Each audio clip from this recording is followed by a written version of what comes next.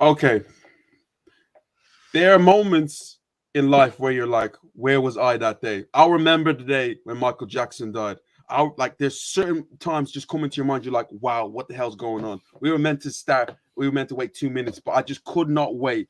What in the is going on?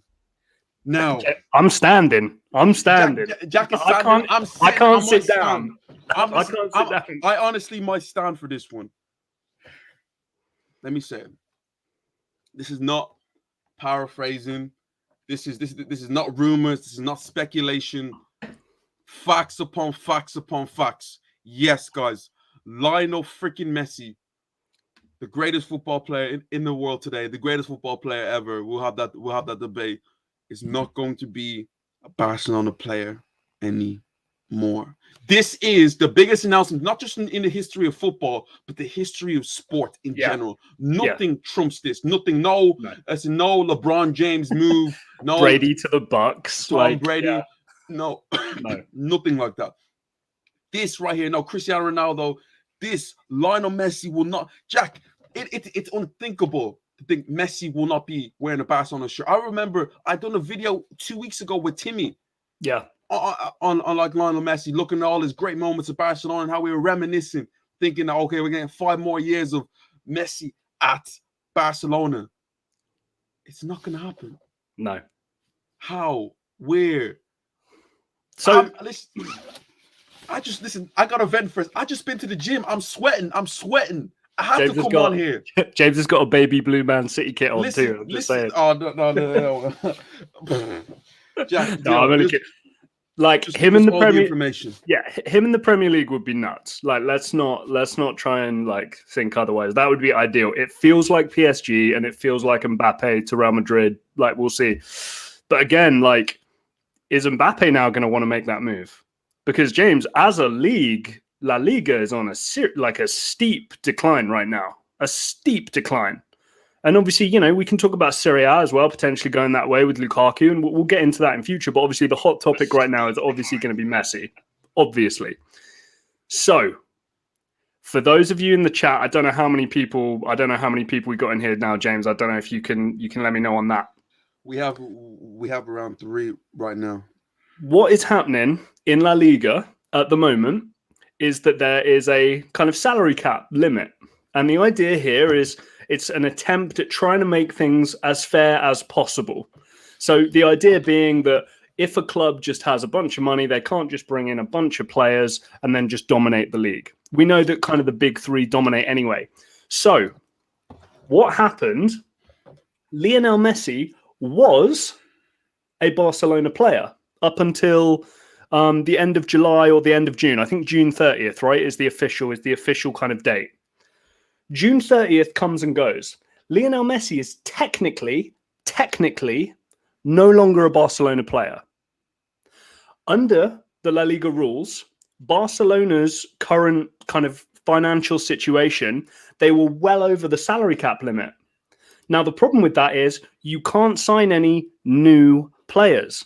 Now, you guys all might be thinking, well, Messi's not a new Barcelona player. He's an old Barcelona player. Messi has not had a contract with Barcelona now for about a month.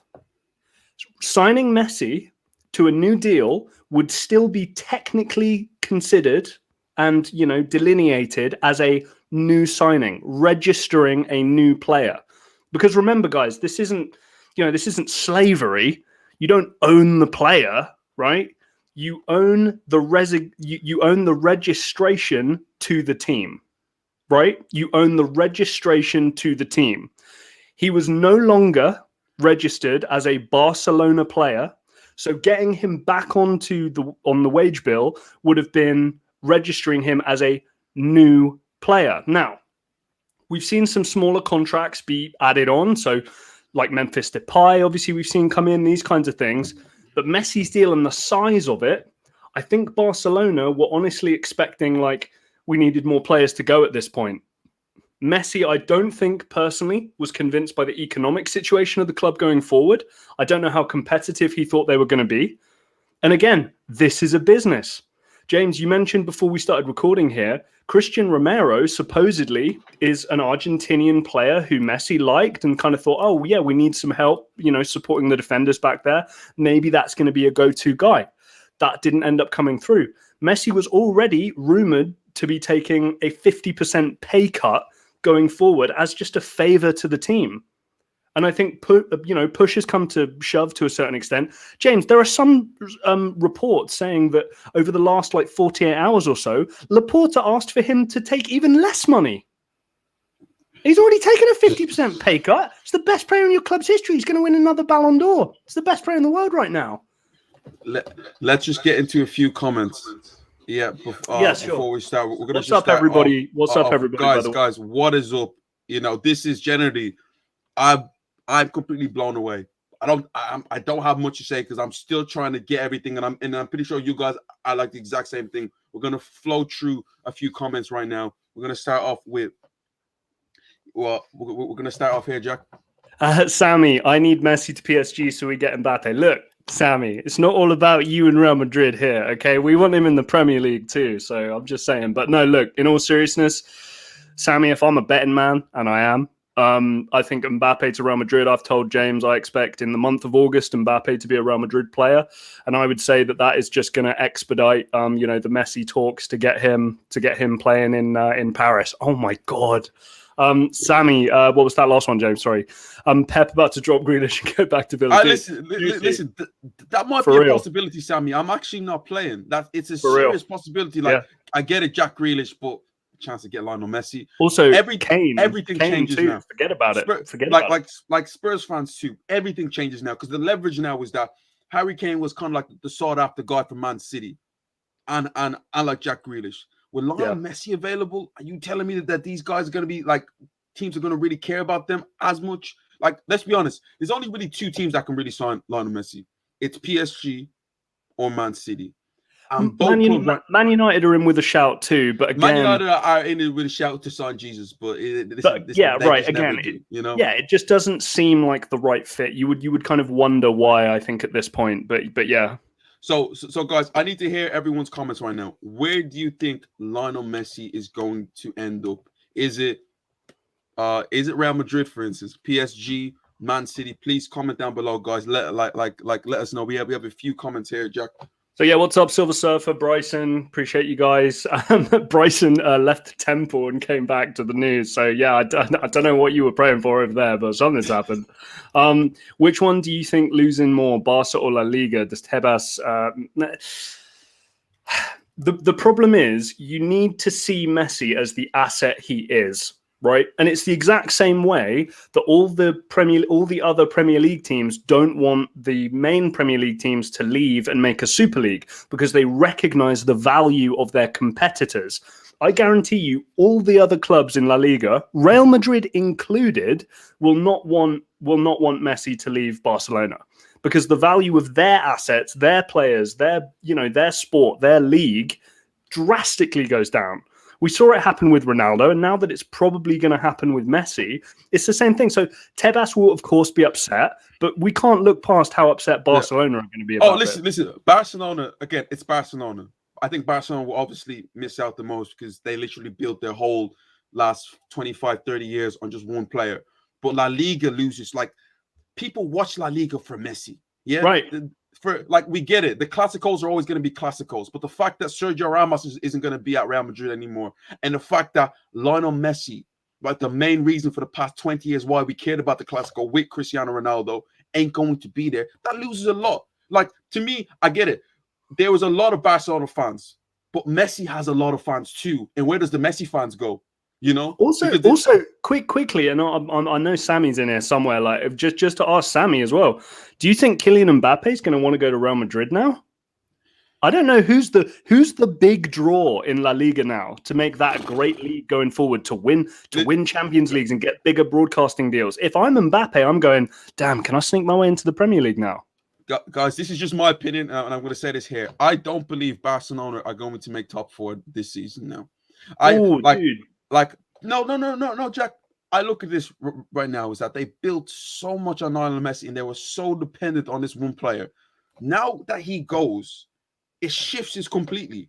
And like, do these players have the character to go ahead and get better? Because let's be honest, Messi has papered over a lot of cracks with Barcelona. Right. His goals, assists, it's so high, it's so much. His goal involvement. Do I really expect a Sergio Aguero, who, I get it, it's still a quality football player, but can he really stay fit for a whole season? But Memphis, Ansu Fati, Pedri.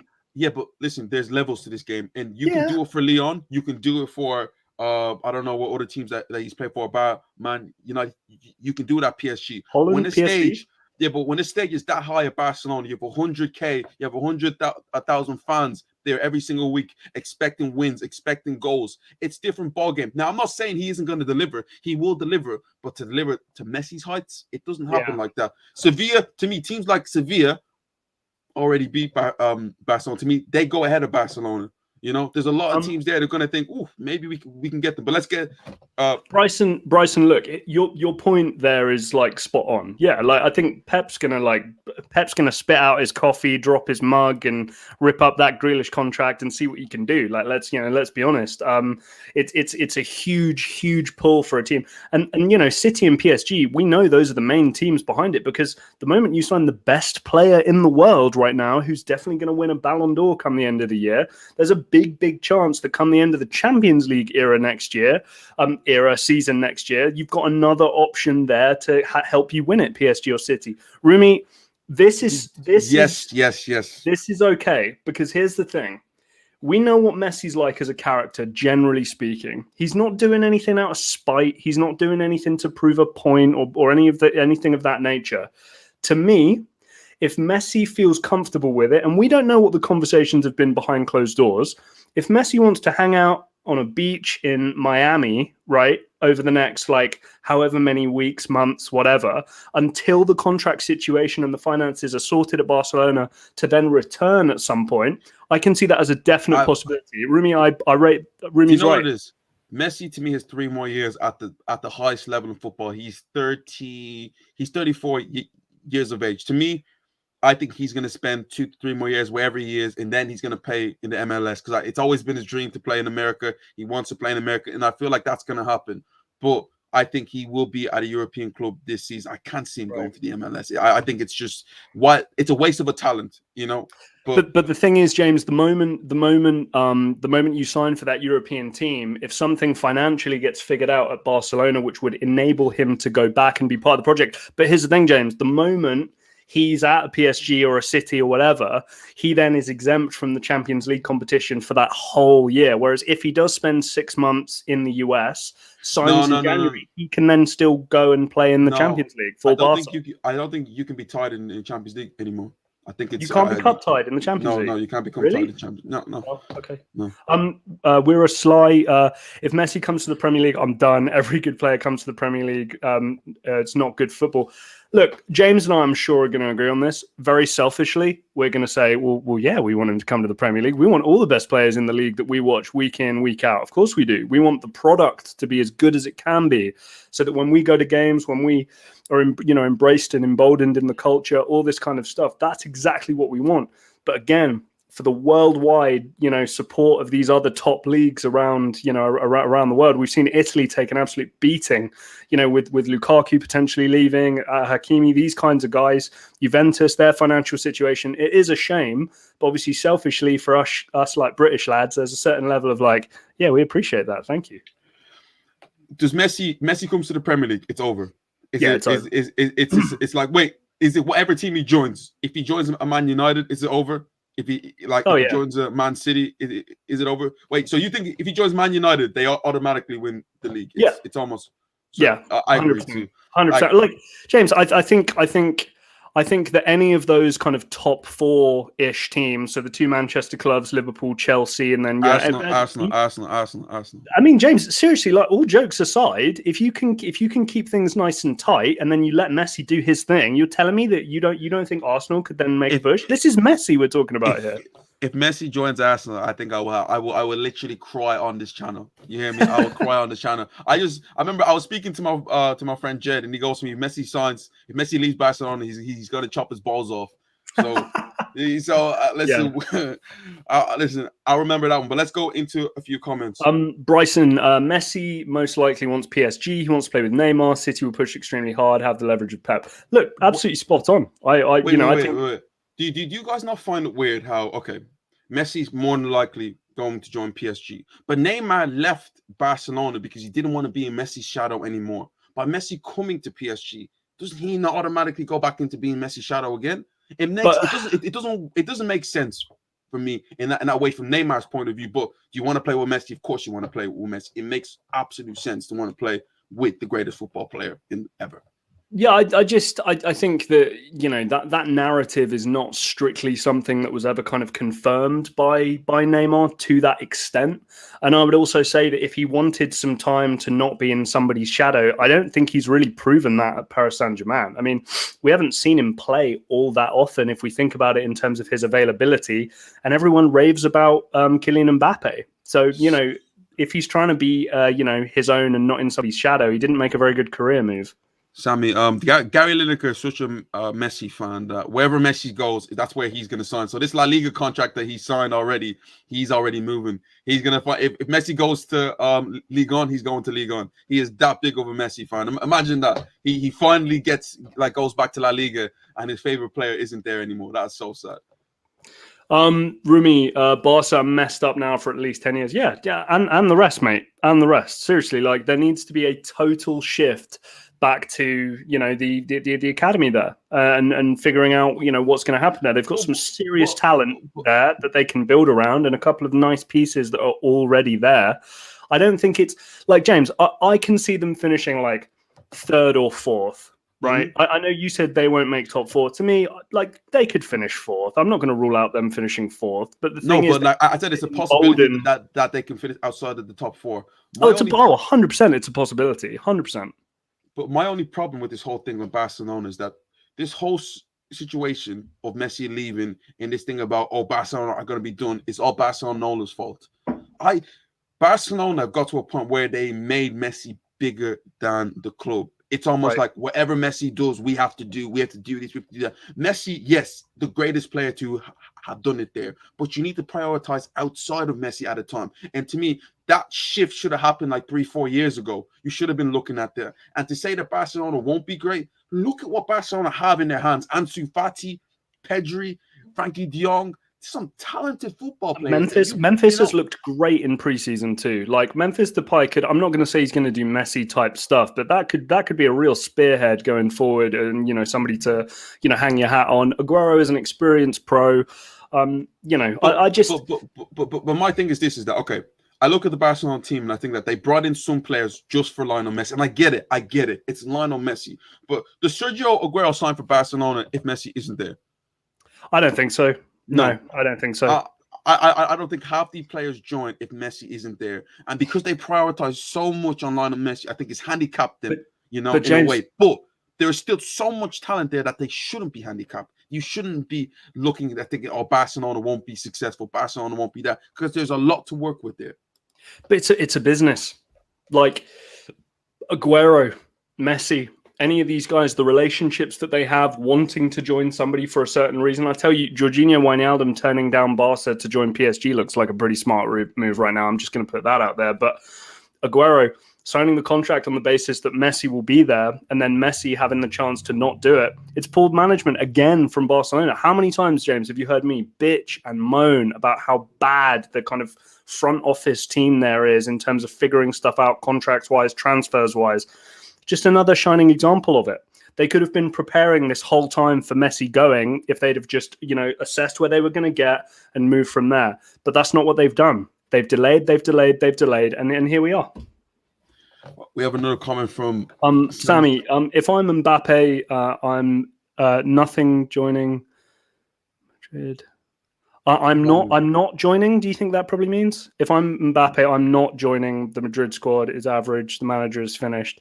Sammy. The reason why I brought that up, I'm just thinking to myself, the pull of La Liga was Ronaldo and Messi, and it's those two, and that's what the league is, and that's why all the best players wanted to go play with the best players. That was always the pull. The Premier League was always competitive. Every game's kind of fun. All this kind of stuff. Now I'm thinking to myself, Mbappe has to go there and be Messi or Ronaldo. And those are some pretty big shoes you've got to fill. Now, I'm not going to try and doubt Kylian Mbappe, but I'll tell you right now, I don't think Kylian Mbappe is Cristiano Ronaldo or Lionel Messi. I don't know if we're ever going to see this again. But if you're Kylian Mbappe, okay, it makes sense to go to Real Madrid right now because now you join La Liga, you become the biggest talking point there. People like people want to watch you, people want to talk about you, people want to see you because you are the biggest draw there.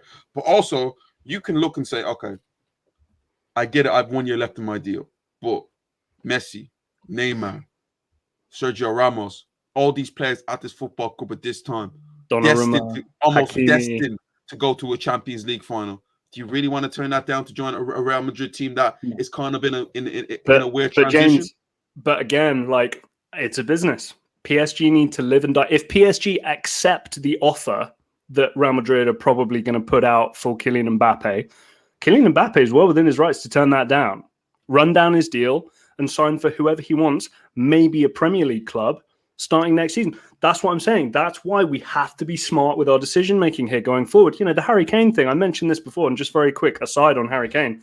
Harry Kane did not have to sign a 5 or 6 year deal way back when. If Harry Kane knew he probably wanted to leave the club in the next 2 or 3 years, sign a deal for 2 or 3 years. Or sign a deal for 5 years with a release clause at least, or something like that. It's all, you've got to be smart with what you do, and that goes for the clubs and for the players. It's the same thing. What's up, Matt Priest, in the chat as well. Just quickly, James, as well, right? Silver Surfer, if Barca lose top 4, it's a bigger disaster. For them, ESL is surely back on the cards. ESL's not been back off the cards. And this is where James, this is where James and I want to just make sure that we've got it like on record here on YouTube. James and I have a bet. Was it 2023 or 2024? 23, right? 2023, yeah. 2023. I think the ESL will exist in some shape or form. And James says, no, we got 100 quid on it. I just want to guys, record it. If when I get my 100 quid, you guys can come out with me. All right, we'll go out for a quick little beer. We'll toast shots. No ESL. You know, I'll get you what you want. But let's get back into these. But Silver Surfer, to your point there, right? ESL being on more. Yeah, there's going to be these clubs who are going to be pushing for it even more aggressively. Because remember, one of the clubs to go against it and not want to do it was PSG. So with all these players going there, their value goes, and you know that's what they're going to want. Rumi, Barca should have looked further than the last 5 years because once Messi's gone, they need another superstar. Another superstar, James? Do you think? I don't buy the whole superstar thing. I think we've seen teams succeed. Like I feel like they should have built. Look, they have incredible talents, but this is where that they should be building. Ansu Fati in the past year or so was gone from being like, oh, this fantastic football player to I haven't seen him in a minute, Jack. You know? Like they need to start building to the future. They need to have building blocks. And yes, they have some nice building blocks there, but they haven't said specifically, you are going to be my guy. That's the biggest problem there. Right. Bryson, Messi alone has just changed the entire football world. As of right now, there is a real possibility of an MNM front three with Ramos, Kimpembe, Donnarumma in defense. Dude, Hakimi too. We cannot forget about Achraf Hakimi. Great players in the other positions. Look, you're absolutely right. This is one of the strongest, I think, teams that we've seen. And you know, James, I think the thing for me that absolutely blows my mind, these are free transfers. Listen. Yeah, these guys will be asking for a lot of money in wages, and people out there, you need to understand this, okay?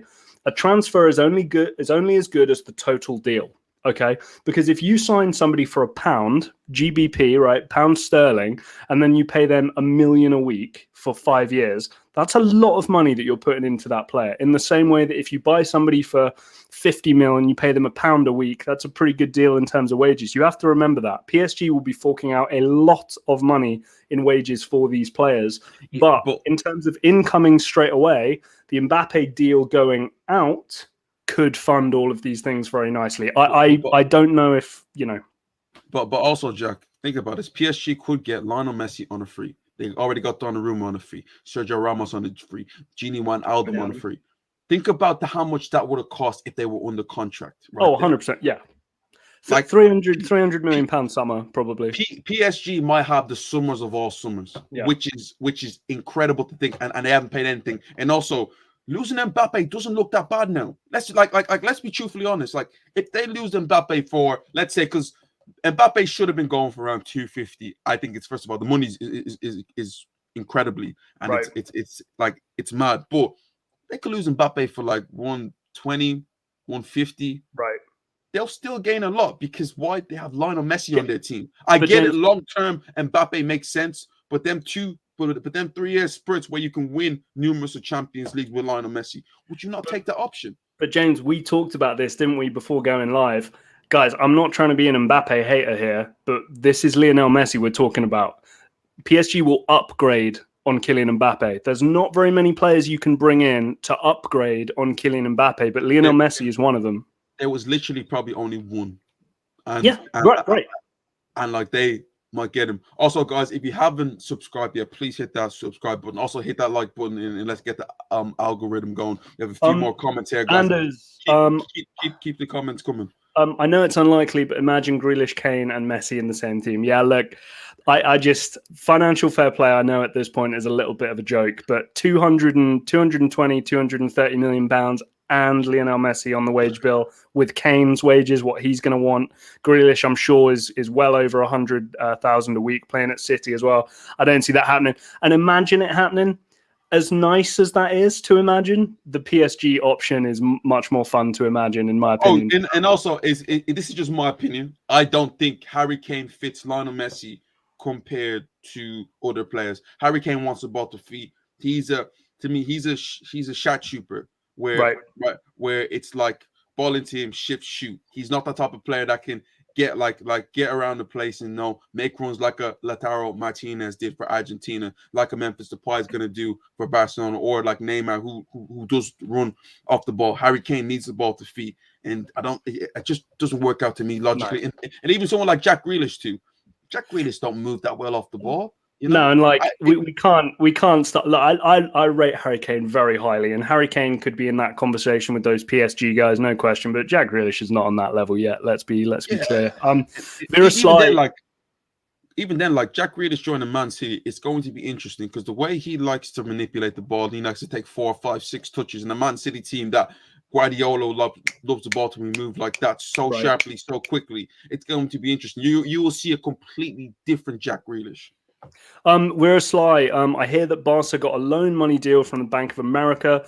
Why can't they tie Messi into contract? Don't sell. Look, okay, great question. Okay, because I think this can kind of go a little bit off on some people's radar. I did try and explain this at the beginning of the stream, but I'll do it again. So the way that the wage caps work in La Liga, and it's something that I'm not going to be too surprised if other leagues introduce at certain points, is there's a certain spend which you cannot go over. Now, here's the main thing where people get confused. Technically, Lionel Messi is a new Barcelona player. Now, you might be scratching your head going, what? Lionel Messi? He's Barcelona through and through, blood, right? Lionel Messi has not had a Barcelona contract for about a month now. So putting Lionel Messi and his huge wages, even if he takes a 50% pay cut, putting Lionel Messi's wages onto the Barcelona system, that is still considered a new player. Now, what they would need to do, as you've quite rightly put in your comment here, you'd need to get rid of Samuel Umtiti, Miralem Pjanic, who the hell knows why they signed him, Philippe Coutinho, Sergio Roberto, Ousmane Dembele, etc., etc. But they haven't done that. They've not done that. So what they do initially is, okay, we'll get Depay on because that's a safe one. It's not as big as Messi's contract. That makes sense. But without the players leaving the club and exiting the club, I mean, James, help me here. Junior Firpo's gone. Anybody else? I think MTT's already going to be on his way out. There's a few names that are already going to. But nothing's nothing strictly confirmed. Which is again my criticism of the front office at Barcelona. That's why it's so big. These guys do nothing to help themselves or their situation right now. They don't. And the problem is you lose Lionel Messi. If you wanted actions and consequences and facing the ramifications of your actions, how about losing Lionel Messi to a rival and watching him lift a Champions League in a sick Jordan blue and red kit next year? Because that's what's probably going to happen. But anyway, that's the point. I agree with your comment. You're absolutely spot on there in the comment section. But listen, the way they've handled this has been appalling. It's nothing on Messi. Any hate Messi gets, I don't want to hear it. Barcelona fans are already outside Barcelona's I bet they are. like office right now, because it must be a shock to them, because that's their man. Yeah. Like, that's their king, and that's all they've known for the past so amount of years. For, let's say, for him to be gone now is just it's Just quickly, while James is having a quick meltdown. Anders, Silver Surfer, you guys, look, we really appreciate you talking about donation. I think James and I need to be able to get to a certain level of subscribers and watch hours and stuff. So when we do a stream like this and you do see the super chat button, then obviously we appreciate any donations. But at this point, we're still building to it, and we need the subscribers and the watch time at this point. So guys, what we can do is just keep on hitting that subscribe button. Let's get us to that 1,000 mark. We're on the road to the 1,000 mark, so keep on letting everyone know. Just keep on getting us to that. Just keep on hitting that subscribe button, telling everyone, and once we get there, we can donate. We appreciate the love, really, really, really. Love that. But Jack, yeah, what do you think Messi's thinking now? What do you think he's feeling? I think that's easy. I think he's thinking, what a bunch of idiots. I cannot. He's had a lot of success. He's made a lot of money. So I'm sure there's no strictly ill feeling, but I'm sure he's thinking to himself, Jesus, do I not only have to carry the team? Do I also have to do the admin and the transfers and try and buy and sell players? Because you idiots aren't doing it. And I think I don't think that there'll be anything as a part of Messi that's having him sit there and go, oh man, these guys have let me down, so spitefully and resentfully I'm leaving. But I think he'll just be disappointed in people who should really know what they're doing and know their jobs. And for them to not do this, Rumi mentioned it earlier. The plans should have been in place for this kind of situation years ago. It's been this reactive approach from Barcelona for years. I'm going to bring up Ousmane Dembele, but it's just another example. Something happens. We have to fumble around and let's pay 140 mil for some kid who's a good player, but ugh. Do you think that this is the worst day in Barcelona's history? Yes, easily. Because James, he's not retiring, right? It's not like going off into the sunset. Thank you for all you've done. Tribute videos, flowers, all this kind of stuff. He's going to go to a rival and win and have success. And he doesn't want to. But because they are the ones who've made these errors and these mistakes, that's the problem. My voice is getting higher and higher the more excited I get. Listen, Joe, I'm trying to think Yes, so, okay, Silver Surfer, Barca won't get any transfer fee for Messi. That's a disaster. You're telling me. We're seeing it more and more right now. People have to be smart. There's always these quick snap decisions being made, whether it's managers being fired or players being signed or players being sold. There is no thought process across large proportions of football for these kinds of decisions. Kylian Mbappe has a year left on his deal, won't sign an extension, and PSG are adamant they're going to keep him. The most valuable player on the planet, purely financially speaking, is Kylian Mbappe. You're going to let an asset like that walk for free? Yeah, all these clubs do it. It's not just Barcelona. Well, you've seen what it's like when teams do have the leverage. You've seen, especially in England, where average players are being asked getting these crazy fees. Listen, your Jack Grealish. I'm hearing Norwich want. Who's the midfielder from Norwich? Cantwell. They want 40 million for him. What a joke that is. But I understand it. At the end of the day, clubs have to protect themselves. Also, players have to protect themselves at the same time. And Barcelona just completely have not protected themselves at all. Now, there was a time when Messi would sign a new deal with Barcelona every single year. He would get a new bumper deal. I'm thinking, I think the one time, the last deal he signed, if I remember straight, was not like a lifetime deal. He signed something one lifetime deal with Barcelona. It's going to keep him at the club for it was something weird like that. So it's kind of I think there's a lot of strings attached to that. James, I think that there'll be a lot of clauses in that which will allow Messi to do certain things, not do certain things, opt out. I think that the lifetime deal aspect was probably Messi can choose to extend the deal whenever he wants, but then I'm sure there's a bunch of different data in there and words in there that you'd have to work through to figure out what it actually all means.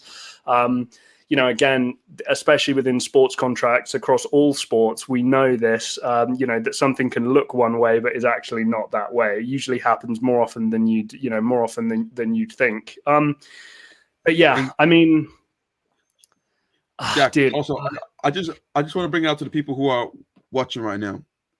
What happens to the rest of the transfers now, guys? So I'm hearing deals for Lukaku, deals for Harry Kane, deals for Jack Grealish. Doesn't you not feel like everything changes? Yeah, Everything is on hold. Everything is on hold.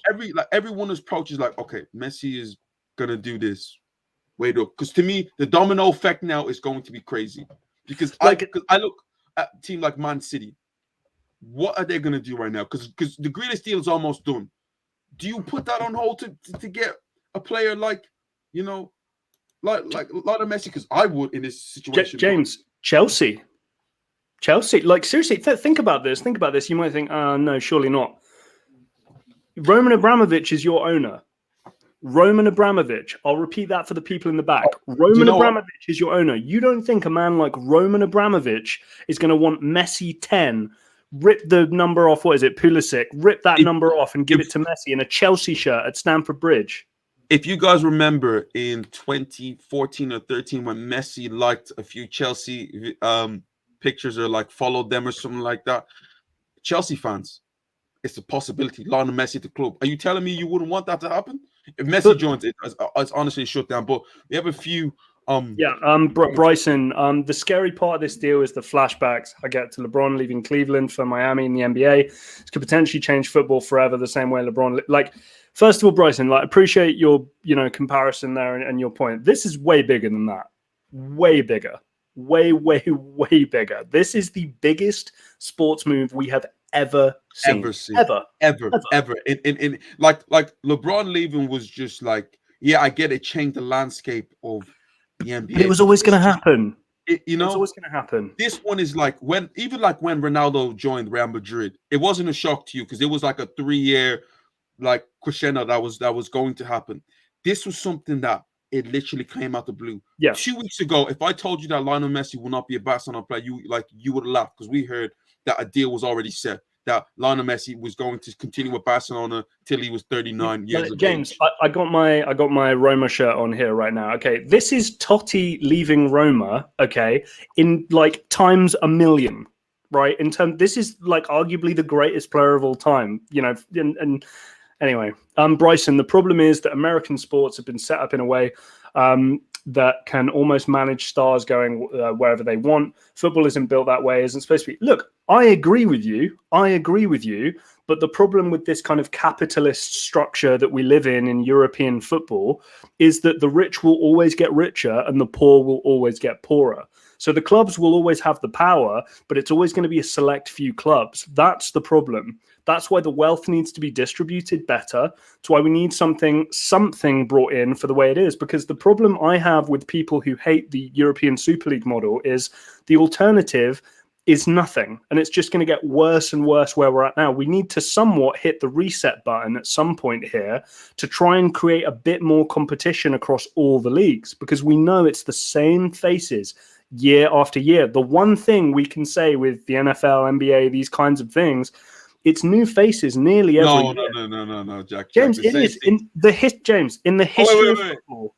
Wait. In the NBA, it's literally the same faces every single year. The Lakers are pretty much always there. James, the Lakers were doing nothing before LeBron signed. Nothing. The Lakers were up but like you always heard the Lakers. But the point Jack, is like in the Champions League, there was a different Toronto, the Bucks. No, I feel the NFL. It's the same thing. Chelsea, Porto. People come and go. And in football, in each league, you can pick the 3 names who are going to challenge for the title that year, and it's always going to be those guys. Anders, could Man City drop Kane as a transfer target because the deal would be difficult to do? Go for Messi on free? Yes. But yes, yes, they could. To me, it's this with the whole this whole Messi thing. Man City's aim at first was, we want Kane, we want that striker. Everything now changes, everything holds up. I won't be surprised if Guardiola's already on the phone right now. We have to do something. Something has to change right now because this guy's available.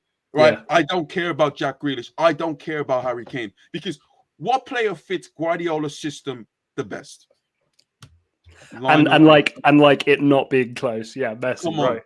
Are you like, and with Lionel Messi in there, Kevin De Bruyne, like, oh my days. I feel like if Lionel Messi is free, the Jack Grealish deal to Man City looks even more pointless because it then doesn't make sense because I won't say that they're similar, but Grealish type kind of plays in a similar mode to Messi. Messi wants runners. So someone like, for instance, a Raheem Sterling, he fits in Lionel Messi system really, really, really well. I don't think Jack Grealish quite works compared, let's say, to a Sterling or whoever. Even a Ferran Torres is going to work really well. Just quickly, because it's quite funny. So Roger Ibanez, the centre back for Roma.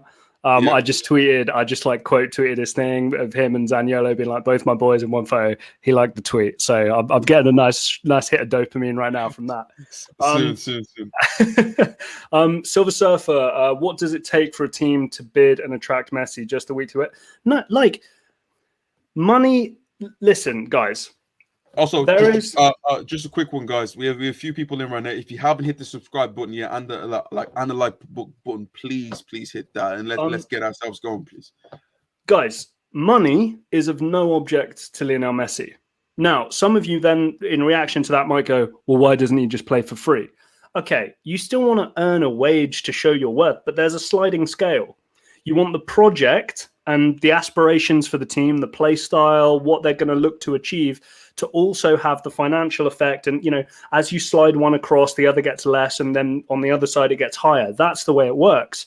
So, for example, I do expect Lionel Messi, if he has 4 contract offers, as long as they're all reasonable financially, he's going to just go for the best project. Now, what that probably means is that there's, at best, 3 teams, the Manchester clubs and PSG, who can afford him. But Messi is not going to just go to the place that gets the most money. He's going to go to the place where he's going to be most comfortable, has a good chance of winning. The style of football suits him. He's going to enjoy the city. It's going to be good for his family. When you talk about it as like a mogul, right? That's the name of these kinds of people where they've kind of already made their money. Messi isn't just scraping to get all the money he can get. Messi has made a ridiculous amount of money in his career. Messi is going to be sold on the project. PSG's project is very, very appealing. Man City's project with Pep Guardiola is very, very appealing. To answer Sanu Patra's question here, Ole Gunnar Solskjaer and that setup there is going to have to make a very, very strong case for Lionel Messi to join them, because I just don't see it. I do not see it. You know what it is? It's never say never, and I do feel like there's a lot of Premier League clubs who are going to be in for him, but there's really only 2 clubs. Yes, if we're being honest, yeah. Because I look at Lionel Messi and I look at the person, and I feel like Lionel Messi will be attracted not just to the best project, but to the people that he feels more familiar with and happy with. So, are you telling me that Lionel Messi hasn't been on the phone to Neymar in the past few weeks? Right. Are you telling me Lionel Messi hasn't been talking to Guardiola or like is in decent contact with Guardiola? He wants to go where he's most familiar with, and the Man City thing, and especially the way they like they're built. I think half of their head office were like the old Barcelona guys. So that's Lionel Messi. Right. Messi. Tiki Bagiristan, Ferran Soriano. Pep Guardiola. Come on. And then you look at PSG. First of all, living in Paris, how nice would that be for a person like Lionel Messi? Having someone I know that they've had battles, but he has a lot of respect for a player like Sergio Ramos. You telling me that he wouldn't want to join him at a time? And also his relationship. Paredes is Argentinian. There. Di Maria, who he has so much love for. Like Messi has, his respect level for Di Maria is so high. You telling me he wouldn't want to play to him? And of course, Neymar, almost like he's so close with him there. Manchester, Paris, it's going to be either one of them. Man United, I mean, we could dream about it and you could dream about it, but I feel it's very unlikely. The only appeal that I say the only appeal, it's still a pretty big appeal, is Champions League football is still there. they are primed and ready to make a title run in the Premier League right now. Yeah, dude, Endo, what's up? Like, you know, they are primed and ready to try and win a Premier League here. And by adding Lionel Messi to the group, along with, you know, Jadon Sancho, a Rafael Varane, partnered with a Harry Maguire and all that kind of stuff, I'm not going to rule Man United out of a Champions League if they also get Messi. But again, Mauricio Pochettino, Argentinian, you know. Then you've also got Pep Guardiola, the old coach, and then you've got Ole Gunnar Solskjaer. I'm not trying to disrespect the guy, but there are levels to the management difference there. To me, I always like to put a jigsaw together, and the PSG jigsaw. There's so many Argentina players there too. It works out a little bit more for like PSG. Obviously, I'm not going to rule out Man City, but Man United. Okay, by being Man United, what do you offer Lionel Messi? Right.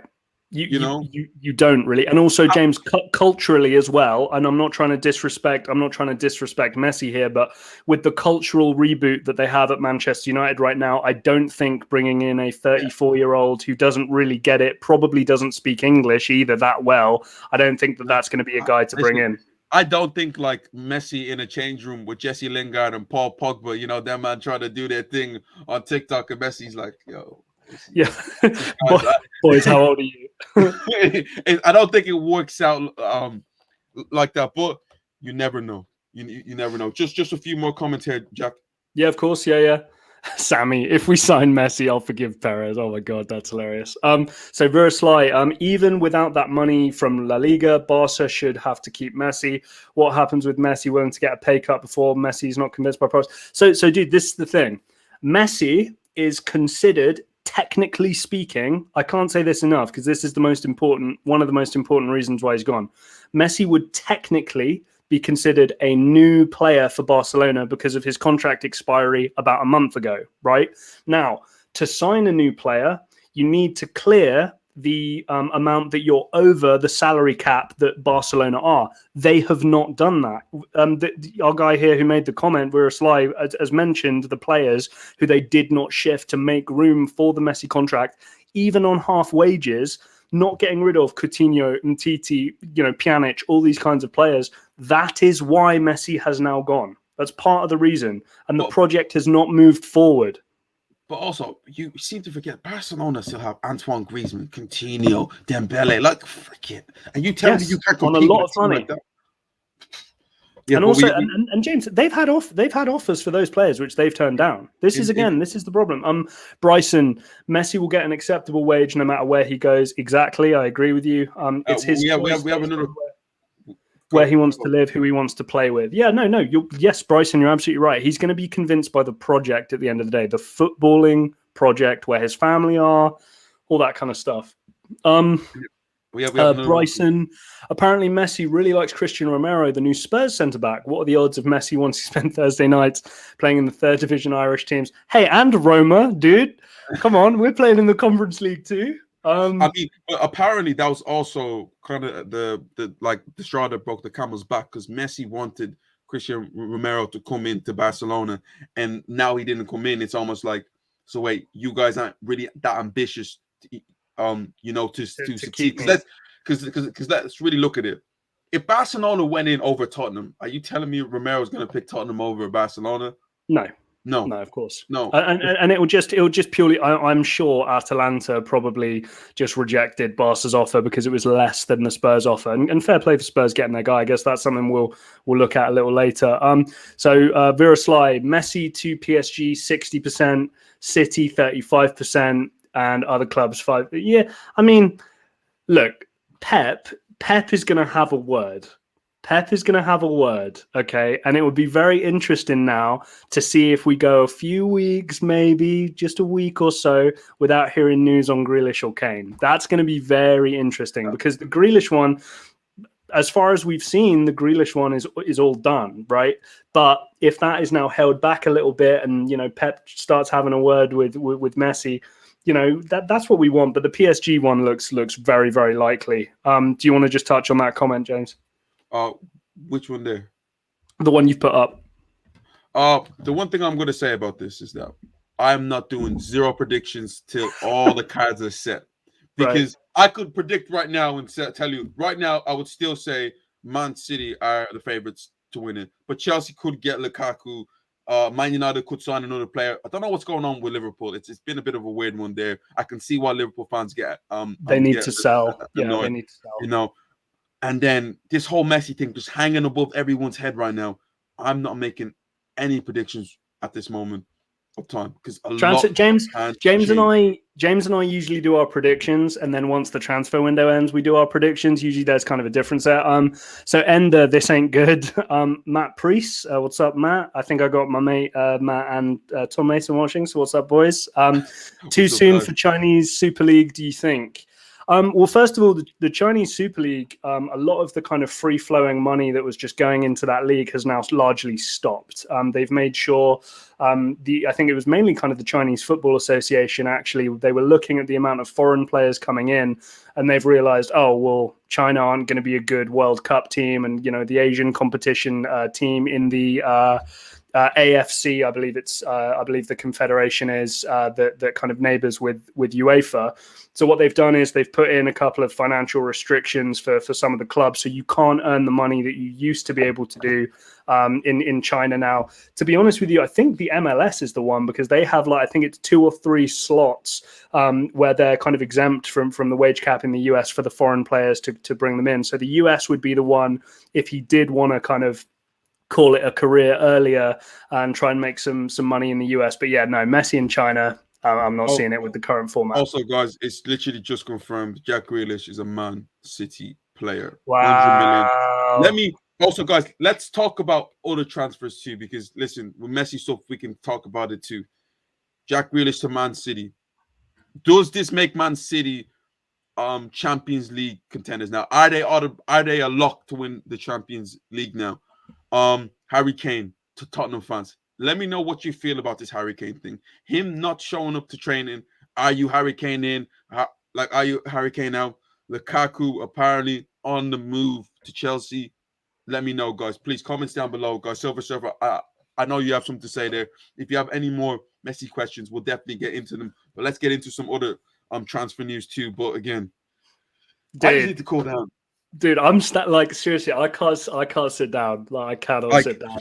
Listen, first of all, I'm waiting for Messi to come out and kind of say something. But I'm also wondering, his team will prepare a statement. It won't be Messi. If it's, I would be blown away if it's Lionel Messi, like in a video or a conference or something like that. It'll be written. Jack, all I'm gonna say is this: there's a picture of Messi, Di Maria, Verratti, all them guys pictured together.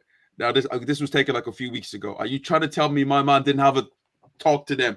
Are you trying to tell me that there was nothing? Come on. This is all set up. It feels that way. I want Pep. I'm rooting for Pep on this one. I want Pep to pick up that phone and in his most thick, like Catalan accent, I want him to be able to go like, hey, Messi. We cannot replace him. They're gonna replace him. They're gonna replace Aguero. So, we can't replace him, but we're gonna replace him with his mate. Which is crazy. But I also look at this from the point of view of like Aguero signed for Barcelona because of Lionel Messi. He must be thinking right now, like James, we don't know that. Like you can like connect the dots, right? And I agree with you. You can connect the dots. But Aguero didn't go, oh, the only reason I'm signing is because of Leo. Like maybe Aguero has aspirations to play at the new camp in front of that crowd, and who knows? And I'm also so happy that I didn't book tickets to go to the Wangampa match, because it was meant to be it's Barcelona versus Juventus, and Messi versus Ronaldo. You ain't gonna be there. You know that funny Magic Johnson meme is like, I'm not gonna be there next year. Like that's what Messi is on right now. It's like, also, I'm not gonna be there. Also, watch the rumors fly up as well with Cristiano Ronaldo joining Lille. To try and beat Messi for all the ultimate team dreamers right now. They're gonna Ronaldo's now on his move and he wants to go to PSG. Messi, Ronaldo, Neymar, front three. I'm like, guys. So, Jay, I think the main one, I guess, that we should probably talk about is Lukaku, right? Because that's a huge Chelsea are paying like kind of an obnoxious. Or do you want to hit this comment first, James? Yeah. Let's hit this comment first. Okay, Bryson. I appreciate your comments, Bryson. Too. These are great. What are your thoughts on the Danny Ings move to Villa out of nowhere? What does it mean for Watkins? Will he be moved to a winger with Emi Buendia tucked into the number 10 role? Like it's a tricky one. I was talking to a couple of people. Tom, if that happens, it's for you guys, it will be a mad win. Also, guys, if you haven't James, that's why they sold Ings. They sold Ings to make room for Messi. So of course. First of all, if you haven't hit that subscribe button yet, please, guys, hit that subscribe button. I'm going to keep on mentioning it, guys. Let's get us to 500 subscribers. But go ahead, Jack. Bryson, just to be honest with you, mate, I personally feel like Villa kind of smell like blood in the water here a little bit, right? And I feel like there's a certain level of like all of that money that they're going to make off Jack Grealish. Like, keep in mind, like, I'm not trying to be a hater here, and I think James agrees with me on this. I'm not sure Jack Grealish is worth like 40, 45, 50 mil, if we're being totally honest with one another. So to me, Leon Bailey, Emi Buendia, Danny Ings, that is a great investment of that money. And I think that if you want strength in depth, I'm not going to rule out Aston Villa making a push for top 6. I think you'd be crazy to say it's impossible. I want to also congratulate Aston Villa on being smart, because I think that they had an indication that Jack Villa Grealish and was Leicester, going to move. James, killing it. But they had an indication that Jack Grealish was going to move like a few weeks ago. And then they brought in players. They brought in Leon Bailey. They brought in Danny Ings before the money came in. Because, as soon as the money comes in right now, teams are going to be like, wait, you have 100 million. I want 50 million for this guy. I want this much for this guy. They've done their business early. And you add up the players that they have brought in right now, it doesn't even add up to what they paid for like Jack Grealish. So already they are winning. Now going into the Danny Ings, Watkins thing, I'm not going to lie. I'm not that big of a fan of Ollie Watkins, really? where everyone is. I think he's a good striker, but me looking at it right now, I feel like it's more of a thing of that they're going to be battling out to see who's going to take that number 1 striker spot. Because let's be honest, Buendia's stats went fit, Leon Bailey stats went fit, and like if they're trying to bring in the Norwich midfielder too, Jack, there's only really going to be one spot left for a striker. But James, they could if they wanted to do kind of like 4 decent attacking players and just do like John McGinn and Douglas Luiz in central midfield. You know what I mean? Like they could pull that off if they wanted to. Vera Sly, I'm Spurs fan. It would be hilarious to see City choosing Messi over prime Harry Kane after what Kane did this early weeks. But at this point, choosing minimum £130 rather than Kane. It's a difficult one. Can I just say something right there? Would you say prime Harry Kane? I think Harry Kane he's kind of slightly past his best. He's still going to get you a book ton of goals. Right. Maybe some golden boots in the future still. I think slightly he's like. But James, you and I talked about this. Are we going to see Kane for the next 5 years of his career hit golden boot and top assister ever again? No, we're not. Is he going to maybe get 1 or 2 golden boots? Yeah, sure, maybe. But I don't know if he can improve any more than where he's at already. And there's still a lot of value to that. There's a lot of value to that. It's basically a guaranteed golden boot winner. But we have this interesting comment here that I kind of want to get to first from Silver Surfer. Silver Surfer, Kane's fucked now. He will tuck his tail, come back to training, earn back the respect which he'd clearly lost. Morale, never listen to your brothers. I feel pretty confident right now that as Messi seems like, we talked about the percentages earlier. I'd say Messi to PSG is probably like 75% now. I feel like that's very likely. And I think that, Kane to City is still very much on. I understand what you mean about tail between your legs, but, the problem's just going to come up again next summer or in January. This is not going to go away. Harry Kane wanting to win Champions Leagues, win domestic titles, that desire doesn't go away. And I'm sorry, any Spurs fans watching, I really do apologize, but Spurs are not in danger of winning a Champions League or a Premier League anytime soon, unfortunately, with the club in the state that it's in right now. So for me personally, I don't personally feel that that's going to be the case. Ender vibes. We're not going to talk about La Liga's massive blow in money. Ender, I feel like it's like, to a certain extent, it's kind of obvious, mate. I'm not trying to be harsh here, but you're losing all the players that draw money, right? And COVID's come at a horrible time. And yeah, okay, like Real Madrid are trying to oppose that deal that's being pushed through right now. But we have to remember that European Super League is simmering away in the background. The money that La Liga are going to make, whether that's with those big teams still in La Liga and then a part of the European Super League, or just in a new European Super League, the money La Liga make might not be an issue because these clubs can operate as independent contractors then at that point. And wait, didn't La Liga just got like a £3 billion boost today? I was reading something. Yeah, that's the that's the deal. It's with a company called, I believe was it CVC? Oh my God, so much salmon. Yeah. So it's a CVC deal that will obviously, you're basically giving away some of La Liga to put some more money in the pockets of some of the owners, and obviously certain clubs would appreciate that more than others. But obviously because Barcelona are one of the teams who would benefit from it, Real Madrid were like, yeah, no thanks, we could do without that. But let's be truthfully honest there. Barcelona and Real Madrid are going to pocket like what? 60% of it, and then like the 40% is going to be given to the rest of them. But let's get into a few more comments, Jack. Yeah, of course. So Jack Grealish, 100 mil, just showing how big ambition and money from their owner. It's not worth it unless they can sell Sterling for maybe 40 mil. Yeah, look, you're probably right here. And again, this is the way that some clubs need to operate. James and I talked about Villa and Leicester. Boubakary Soumare is a great pickup for them. If Tielemans and Ndidi or Maddison go, even this summer, they've already bought their replacement in for 17 million. That's just good business. It's City. Guys, they care less about that. I have a question for you right now. Does Jack Grealish make Man City that much better?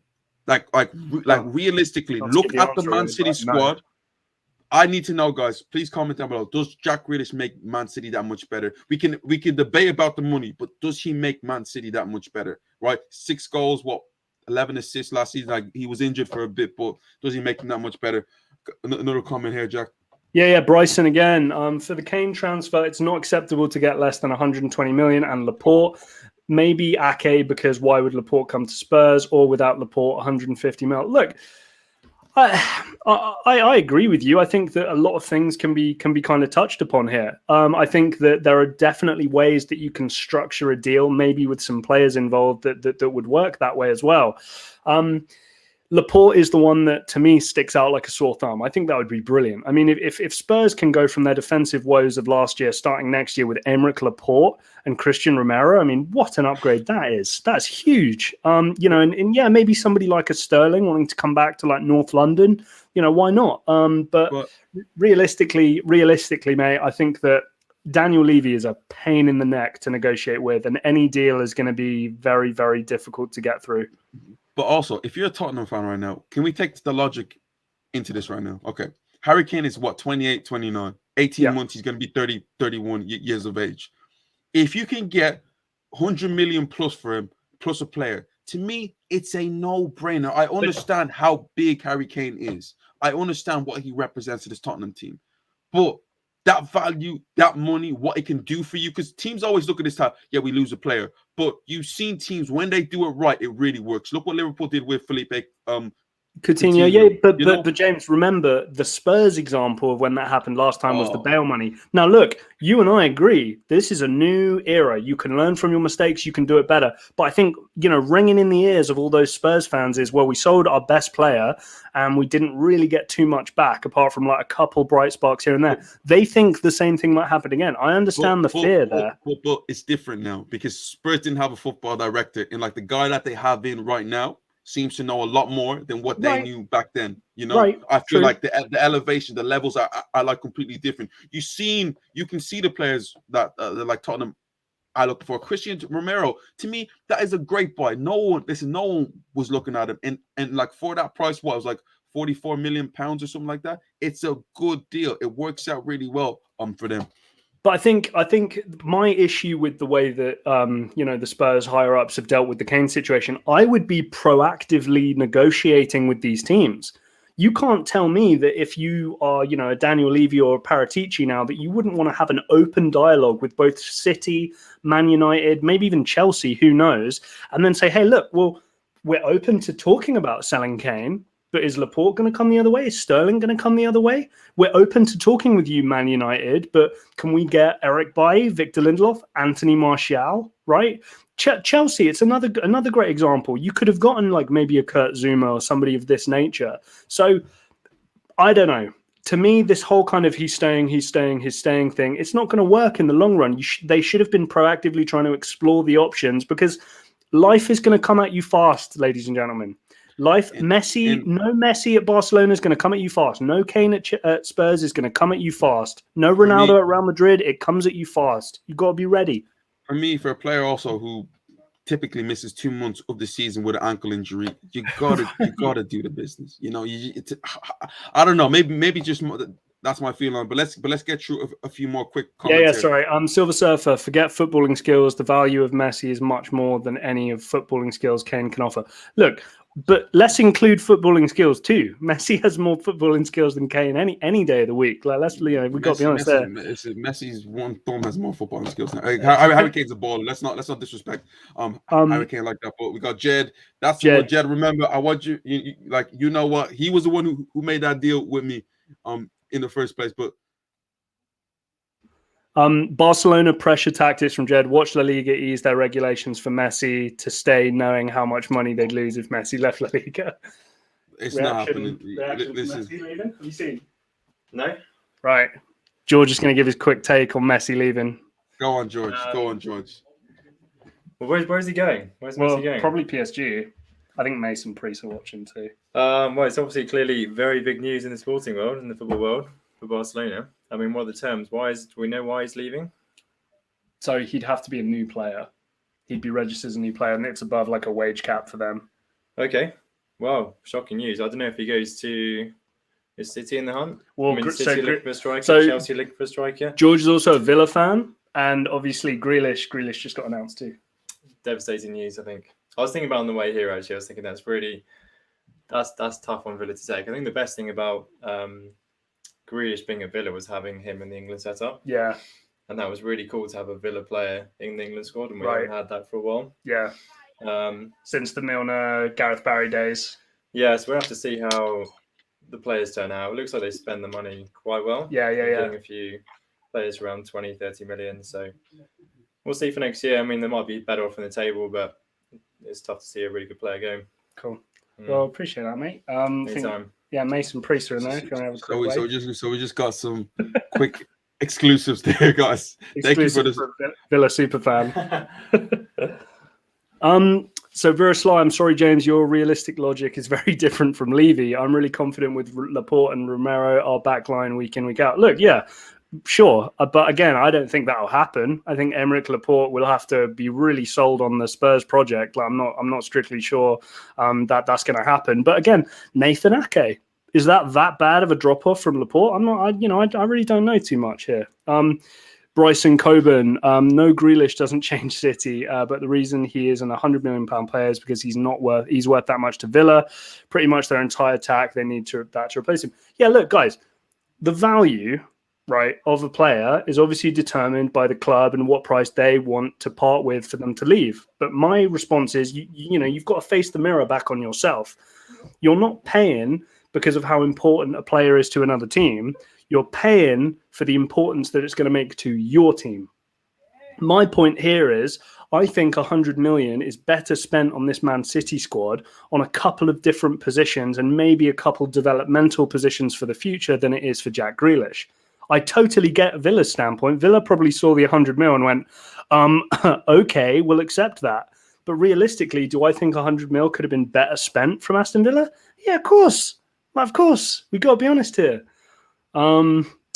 Sammy, horrible Hotspurs. Bryson, the reason we can't accept an £100 million deal for Kane is because he takes up a creator role, striker role, and helps cover the fact we don't have a good right winger. We need 120 mil to replace him. Yeah, I mean, let's be honest. Like you anything worth want that. you want as much as you can get, Bryson. Let's be honest. Like, there's no amount that you'll be okay with, and if they offer more, they're like, oh, whatever. You want as much as you can get, you know. We have another comment from Matt Pacer here. Oh yeah, what's up, Priest? How well do you think Grealish will fit into Pep's style of managing? I think it's going to be kind of similar to what we saw when Sterling first came in. I'll be interested to see what you think about this, James. But I think that there's going to be a certain level of like, okay, I know that you can play football this effectively, blah blah blah, but we don't have Mavericks in this team. Here's the way we play our football. So I think that, you know, we're going to see Grealish just get better and better. But I also think within a year's time, we're going to see a totally different player, style-wise, and in terms of his decision-making, totally different player. I feel like you look at the way Jack Grealish is when he's with Aston Villa, takes a lot of touches, draws people in, you know, has a lot of time on the ball. It changes now completely. He becomes a completely different player. And I think a lot of great players have said it. Thierry Henry said that he knew how to play football, but once Guardiola came in, it was completely different. He felt like he did not know how to play football, and that's going to be the exact same thing with Jack Grealish. I see and I like what Jack Grealish is, but to me, he is just another Phil Foden. He's another Bernardo Silva. You know, he's just a lot of them, right? People say that he goes past players. To me, when I watch Jack, like Jack fouled Grealish, by players. Also, this foul stuff, I don't want to hear that. I really don't want to hear that, this foul stuff. But to me, when I watch Jack Grealish, he doesn't go past players.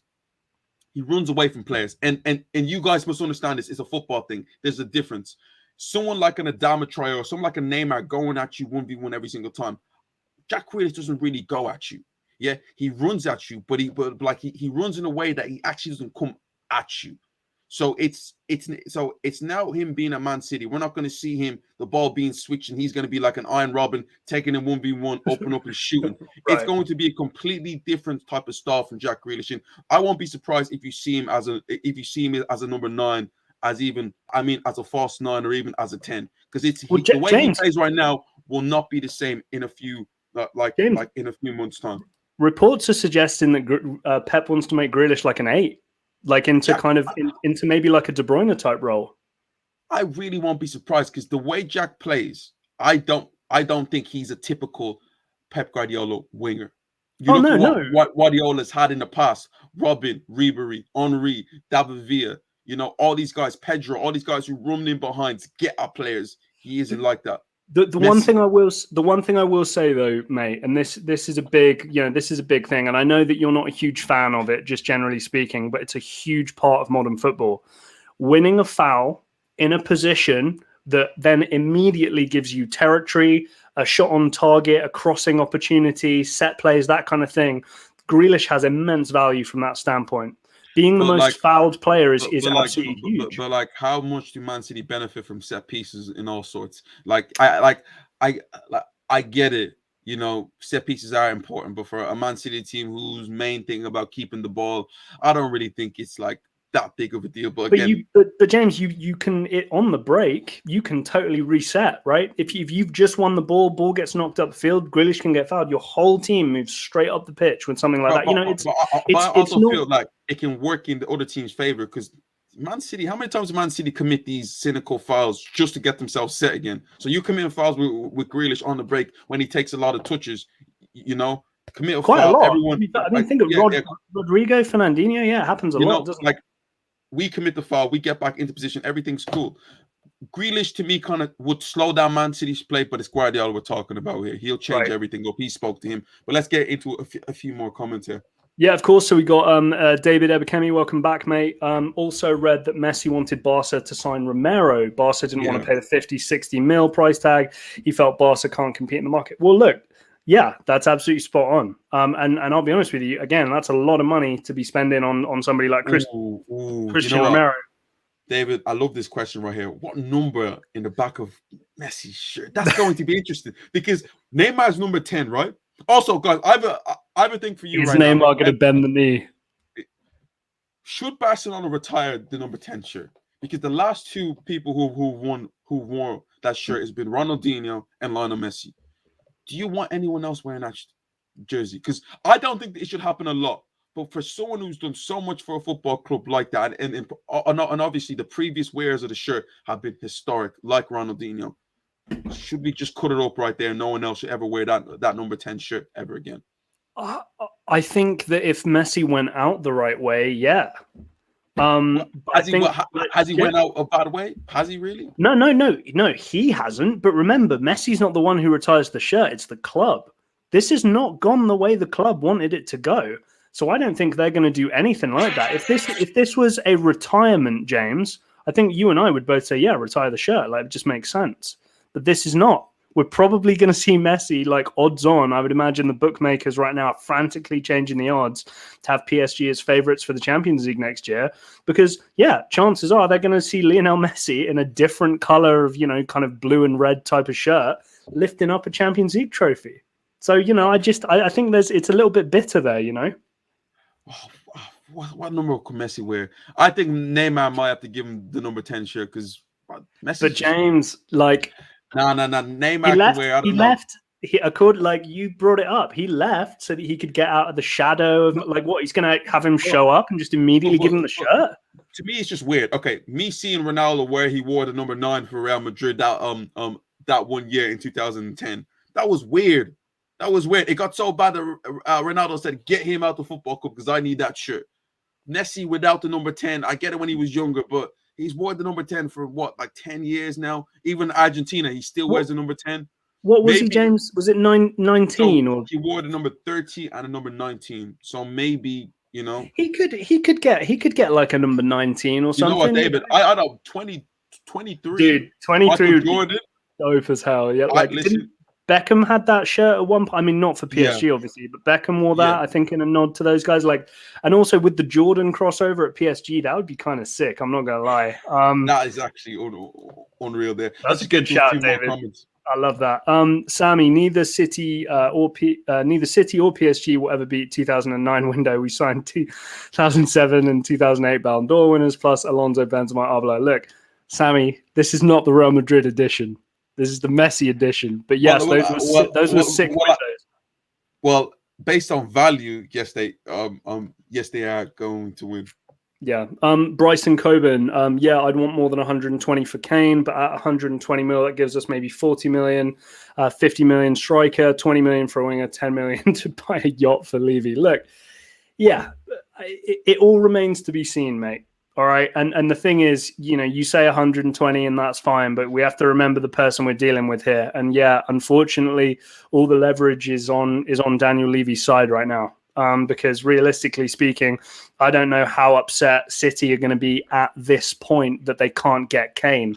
Because the thing is, if they can't get Kane, we know where their attention is going to be redirected to. Let's be honest here. I don't know. That's not an easy one to put a price on, because you have to remember the people you're dealing with. Like, James, I don't know about you, but the moment you start talking about Daniel Levy, I have no idea what prices people are going for.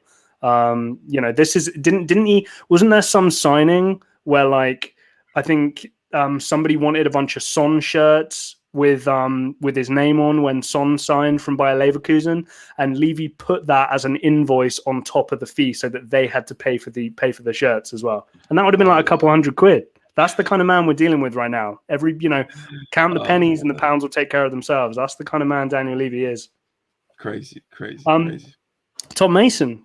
City will have Foden, Kane, Grealish, Sterling, all popular England players, even though they don't need Grealish on the pitch. Will he be good business off the pitch? How much did this influence Pep? I don't think it influenced Pep. I feel like it's more of a Man City thing. Maybe they want that English type of core thing to appeal to the fans a little bit more. Because Foden's the golden boy. Yeah. But Foden's, but Grealish, Jack, the media love Jack Grealish. I get it, Foden, but Jack, dude, how ropey is it if Sterling leaves and Grealish comes in? That is the most blatant, we're binning you off, mate, with your gun tattoo on your, and we're bringing in the man with the hair. I can see Man City doing that to appeal to more fans, to bring more fans to Man City. Because I speak to people now, and they're supporting Man City. I get it because of the success, but a lot of them, their favorite players, Jack Grealish. What?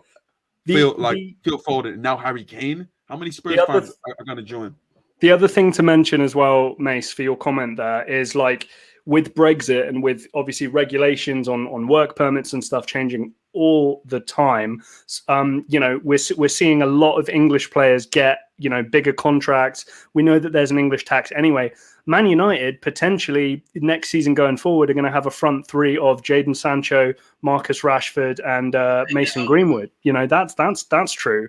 You've got Hudson-Odoi paying more at Chelsea. Mason Mount, we know how much he's been brought through. Billy Gilmore, Bukayo Saka, Emil Smith-Rowe. We're seeing all these English players be much, much more prominent for the bigger teams because I think they're trying to offset the damages that will be potentially in place if they're trying to sign a player, but they don't have the international appearances that sometimes you need to get a work permit.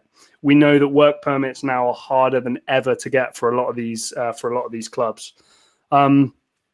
Clinical Psych PhD. Wow, that's one hell of a name. If Kane goes to City, does it kind of ruin the Premier League?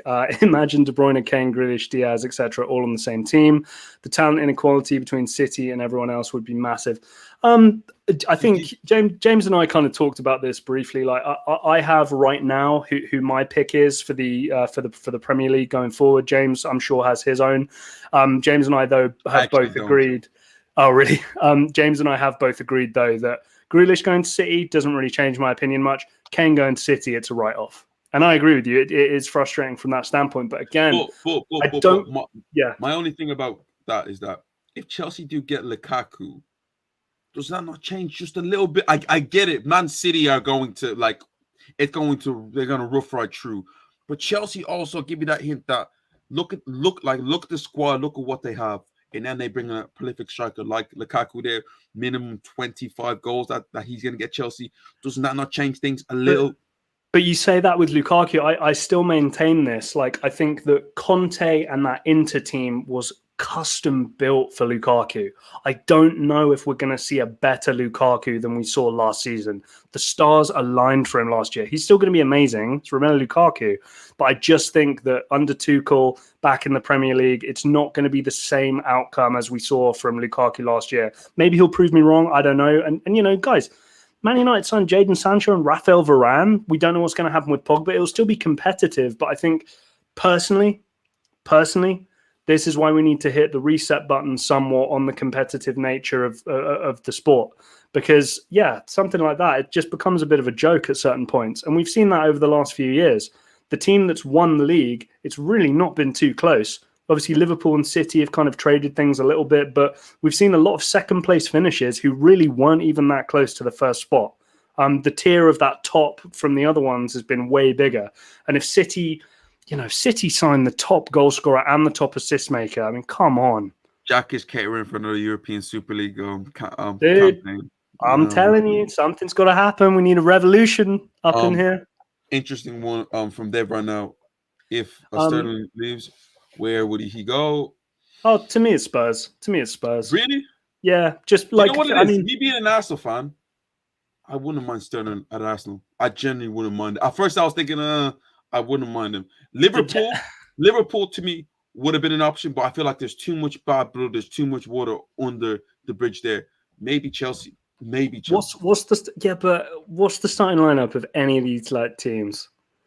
Like, James, what's the starting lineup for Arsenal going forward? Who are you leaving on the bench in that for the Arsenal setup? Jack, the whole 11. Yeah, you can't. The whole 11. Saka and just the rest of them could go. And maybe Smith Rowe can stay. So what's Pepe doing? What's Aubameyang doing? This is what I'm saying. I haven't even watched preseason, but apparently Aubameyang has been awful. Chelsea too.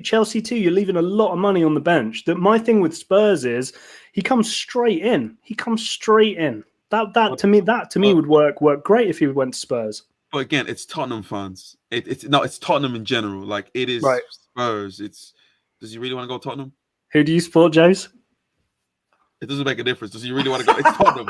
As Ferguson said, come on, lads, it's Tottenham. Let's be truthfully honest. God.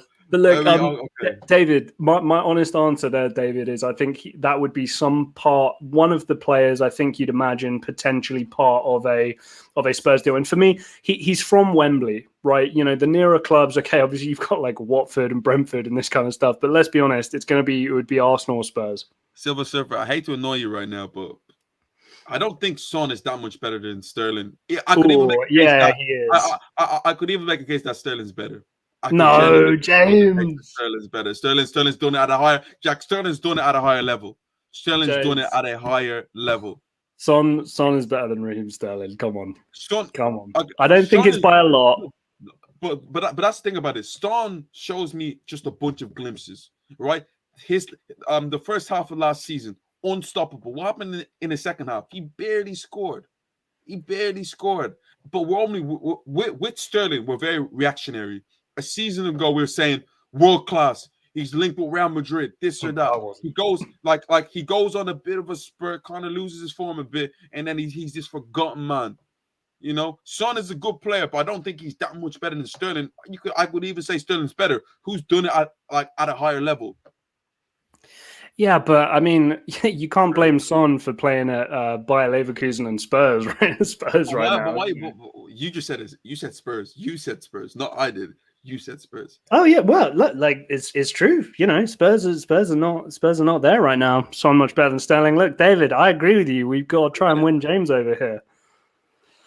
Bryson, I honestly don't want Sterling at Spurs. For me, just isn't enough of a goal threat when he gets the ball around the 18. I know that's extremely unpopular. I just don't rate him personally. Look, Bryson, I tend to agree with you there a little bit. I mean, I don't think that Sterling has improved as a threat that much. I personally prefer Liverpool Sterling than City Sterling. That was the more exciting player in my opinion. But again, you have to give Sterling credit for learning that Pep Guardiola role because he is so valuable and Raheem Sterling has developed into one of the smartest attacking players I think we've seen in a long, long time. And I think Spurs could do a lot worse than Raheem Sterling right now. I'm just gonna put that out there. Me watching it almost feels like someone died today with Messi leaving Barcelona. It's weird. I feel I'm seeing like a lot of RIPs and it's all very, very sad, all this type of stuff, and it's a bit of a weird one. But Silver Surfer, Son is more of a Nuno player than Sterling as well. Yeah, I'm sure you're right on that. But I've got to be honest with you right now, like, you know, that very much remains to be seen. And the way that it's going to work with Daniel Levy as well, because remember, Daniel Levy's not going to dish out big contracts to people. So I would imagine that Sterling would have to take a pay cut to go to Spurs. How much is Son getting in his new contract? Because I knew that was always a big problem for. What do we reckon? 125? I mean, he should be. I mean, that should be minimum. More? That generally should be minimum. If I'm being honest here, I'll have a look. We got a comment from David. Reading reports, if Chelsea sign Lukaku, they will sell Tammy Abrams to Atlanta, and if Zapata goes to Inter, thoughts. Do you know what it is? The Lukaku thing. Sorry. The Lukaku thing is always interesting for me because with Lukaku and Chelsea, I always felt that he had something to prove at Chelsea. That he's left Chelsea twice now, but in the back of his mind, it's like there's unfinished business there that he's always, I think, eats at him just like just a little bit. Yes, I understand. Like he's done well at Inter Milan, but deep down, he wants to go back to Chelsea. He wants to show everyone that he can cut it at that level. And frankly, he hasn't scored for Chelsea yet. He's had 2 spells at Chelsea, hasn't scored a goal yet. Tammy Abrams, on the other hand, if I was Inter Milan, I'm like, okay, Zapata is a better player. No, James, I think Tammy's better than Zapata. Zapata's a better player, but I don't understand why Inter Milan won't go, just give us Tammy Abrams. Yeah, why? I totally agree with you. It's a bit like, but again, that 100 million for them is probably looking tasty. I'm guessing if Tammy Abrams would join, it probably goes down to about 80 or something. Because James, like to to me, right, you've got Atalanta would get an upgrade with Abraham. Abraham would clean up at Atalanta, right? Chelsea are getting an upgrade in Lukaku. Would he really? Because I'm still yet to be convinced by Tammy Abrams at that sort of level. You know, I'm not gonna lie. What is this spam right now from Darmesh here? Darmesh, Talk Sport as well. Get that out of here. Come on, what are you doing? Just hit that subscribe button. Yeah, Darmesh, on your way out, hit the subscribe button.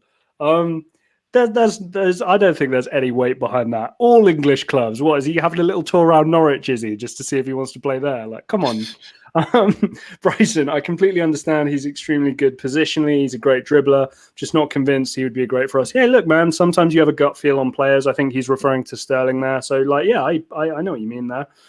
Okay, there we go. Thanks. Okay, we appreciate the joke, Darmesh. And also, Darmesh. When I think of Darmesh, I think about that Sky Sports report. Oh, Darmesh, yeah, you're right. You know, hey, that's the first thing that literally just comes into mind. But yeah, James, with the Lukaku thing, yeah, I know what you mean. I think for me, the kind of the thrill ride of him at Inter and Conte at Inter, I'm so sad that it's ending. Because, you know, by selling your two best players, I mean, you're immediately just absolutely screwed. Like, I'm really sorry about that. Anyway, it is what it is. Soccer and psychology. Grealish signing kind of goes against the weak link sport theory, wherein you want to sign players that reduce the total number of mistakes that your team makes. What, you're saying there's potential upside for some mistakes from Grealish? Look, I agree with you in terms of that argument. That's absolutely fine. But as we've spoken about already with Raheem Sterling, realistically, I think we're going to see a totally different Jack Grealish in 12 months' time. We could be talking about, an unbelievable pro and decision maker going forward. What Jack Grealish, I think, gives you now and has given Villa over the past season or two has been that X factor. And I think to a certain extent, what Pep's going to do is take away the X factor and put in some fundamentals of being a top professional at the highest level. So just hold fire on that opinion. To me, it's a lot easier when you're the man at the team and you have all the leverage. You don't have to track back. You can take as many touches as you want. Right. Now he comes into a team. Before he was a big fish in a small pond. Now he's kind of a small pitch in a huge pond of sharks. Yeah, he can't do the things that he's used to doing. Now now he joins Man City. He can't take 50 touches all the time. He can't, let's say, lose the ball and then not track back. There's a lot of things in Jack Grealish's game that changes big time. You know. Yeah, no, I agree. And one thing I think you have to give credit to the City organization and to Pep is realistically, we've talked about this before. When you do well, what you need to do is freshen things up. I think that if City were to just do it again with, Rodrigo and De Bruyne, Gundogan, Mahrez, Sterling, and maybe Gabriel Jesus, that would get stale. And I wouldn't pick them to win the title. Even if it's just Grealish, there's something different going on there, which may give them an edge in a potential title push. And that's something that has to be applauded. I mean, we can agree. We can maybe quirrell. Is that even the word? Maybe I'm making Harry Potter references over here. But we can argue on the price, maybe, right? But obviously, realistically, they're making the change. Last one, guys, because I'm gonna have to head off. Just got a lot to do right now, so this is gonna be the last comment of the day. Yeah, of course. Well, first of all, Viruslai Zapata very poor for Colombia and Copa America. Yeah, you're absolutely right. It's another downgrade. Bryson, but even in today's market, you don't sign somebody for 100 mil and not let them be themselves. I'm not so sure on that. Bryson, let me tell you this: we've seen Pep Guardiola at a time sign Zlatan Ibrahimovic, arguably the top 5 striker in the world, and you know what he did? He played him out wide after a while. I've seen when he was Bayern Munich, Mario Götze, a top young player. He was the European golden boy. Yep. European golden boy. You've seen what happened. He changed everything. World Cup score. Guardiola don't play games like that. No matter if your name is not Lionel Messi, he does not play games. Yeah, he will do what is best for his team. And if it's you playing a bit of a reduced role and not doing what you used to do, that's what it is. I'll give you one great example. Thierry Henry spoke about when he was playing for Barcelona, and they were playing the game. I think it was against Getafe, and how the ball was only going to Messi's side, and he was like, "Oh, what's going on here? I want to get a touch." And Guardiola kept on saying, "Stay here," and he was realizing like, "I'm not getting a touch." So the next game, when the ball was still going on Messi's side, he went over to Messi's side and like was playing with them, scored on Messi's side. You know what happened? Henry was hooked off at halftime. It doesn't make a difference, yeah. And that's Thierry Henry we're talking about here. Jack Grealish. Come on, guys. Pep knows his value too. This isn't some coach that they've just pulled off the street. This is Pep Guardiola. This is his ship. He's the captain. He makes the decisions. Whether it's transfers, contract renewals. We can maybe argue about certain decisions that other areas of the club will make. And Pep is usually very coy on how much influence he has. But guys, this is Pep Guardiola. Pep Guardiola is going to do Pep. If let's say if Jack Grealish isn't up to it or makes mistakes, I won't be surprised if I'm seeing him hooked off at halftime. This is a guy who strives for perfection in football, and if you can't produce that perfection, he will hook you and find someone else. And look at that Man City team; you got sharks every single where. Bernardo Silva, Riyad Mahrez, who all want to play. So the levels are going to be high. But again, I do expect Jack Grealish to be starting for this Man City team. But guys. James, if you want to just leave the studio, I can kind of carry on for a little bit if you want to. If you got to jump off. Sweet. Okay, guys. If that's the case, I'm going to jump off for a bit. Jack is just going to constantly You're gonna have to just hear me talk. You're gonna have to hear Jack talk. So guys, I'll see you in a bit. Jack, you take it away. I will, dude. All right, guys. James had to hop off there very briefly. So I guess we'll get to a couple more comments here. So first of all, Darmesh, I've seen some of your comments here, mate. What club do you think Messi will go to? It's looking more than likely that it's going to be Paris Saint-Germain. I think, first of all, the fact that the Jack Grealish deal has now been confirmed, that 100 mil has been spent on somebody like Jack Grealish. It's going to surprise me a great deal if they also now go for Messi on top of that. Kane, I could have maybe understood with Messi. You're kind of filling a position of need and then signing, somebody like Messi as well. But I would say, realistically speaking, I think that PSG is going to be the closest option.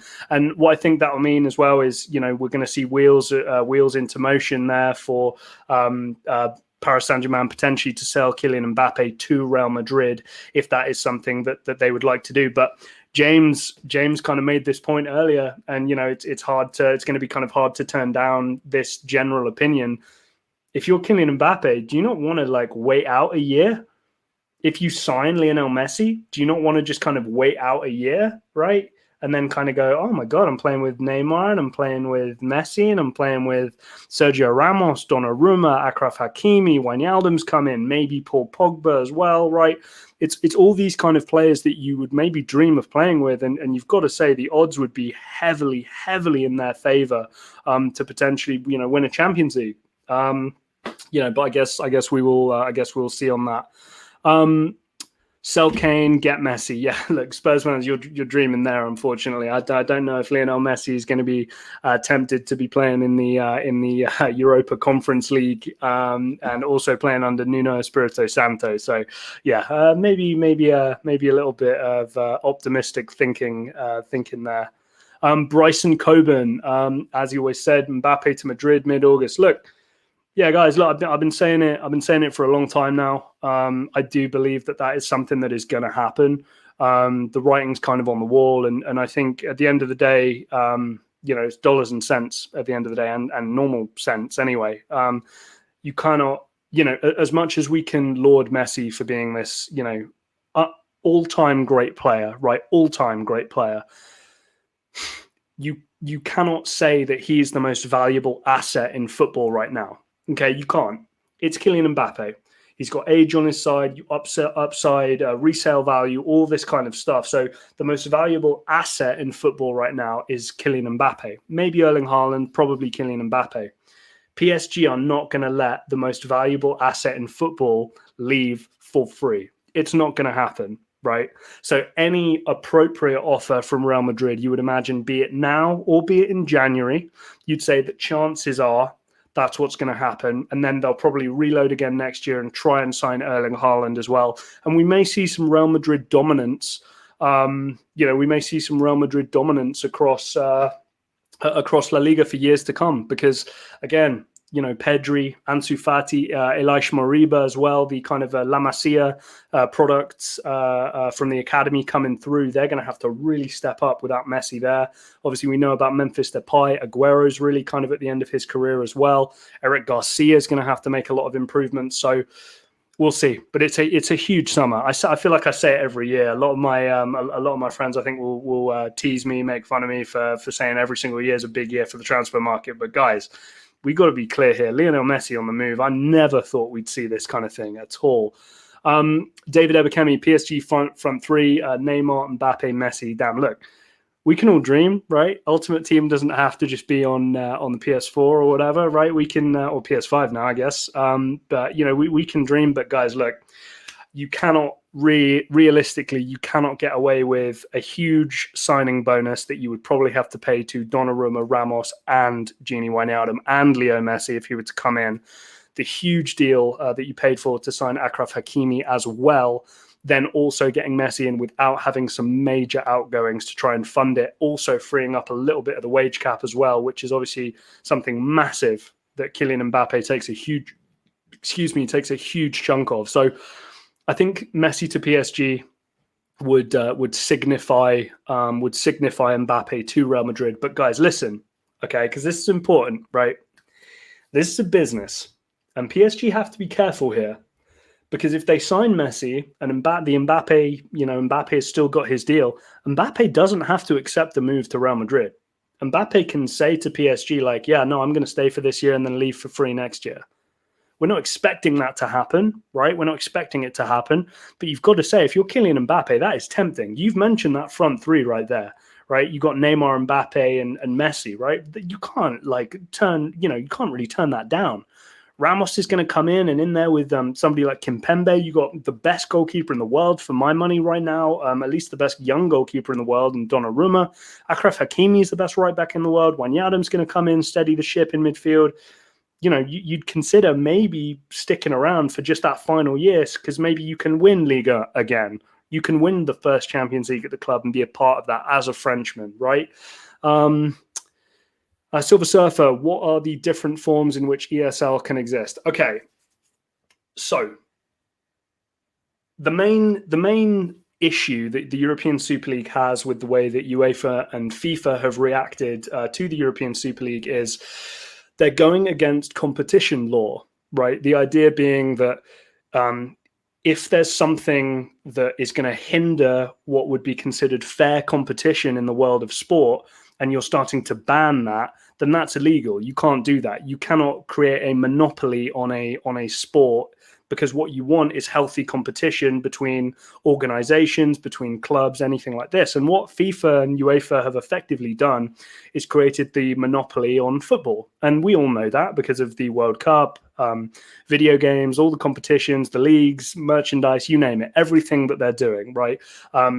CSR stuff as well that FIFA do, the charity stuff that they do, all that kind of stuff. They've really created a monopoly. But what the ESL is arguing is basically, if all of our clubs can create a different league and we're going to do this and we're not stepping on your toes or doing anything illegal, then us creating this competition doesn't actually break any laws. Now, within themselves, they can break the laws, but if it creates healthy competition across the board, then legally you can argue that it cannot be banned by a third party. I hope this is all making sense. But the idea is, especially with the bigger teams, they're saying, look, you can't do this. We can do it regardless. And with the teams that have already committed to it, supposedly the figure to exit out of the competition now that they've signed up for it is 300 million euros. There aren't very many clubs that can just whip out their kind of checkbook and write a 300 million euro check to pay off, to exit the league. This is the main thing. All those English clubs that have left the European Super League, legally they haven't. They have not. They've not signed this thing away. They've publicly said that they wouldn't take part in it or not be involved in it. But the European Super League is still very, very much alive. Like, don't get it twisted here. The Madrid courts came out and sided with the European Super League. Now, obviously, two of the three remaining teams in the European Super League are two of those Spanish teams, the Spanish, juggernauts, right? So it's understandable why they would go that way. There's maybe a little bit of bias there, but maybe that's just me being cynical. But obviously, this will now go through to the courts around, other parts of Europe where they filed complaints and all this stuff. The battle's going to go on for a very, very long time. But I do fully expect in one way, shape, or form, I do fully expect there to be a European Super League going forward. I'm sorry, but in answer to your question, I went off on one there a little bit.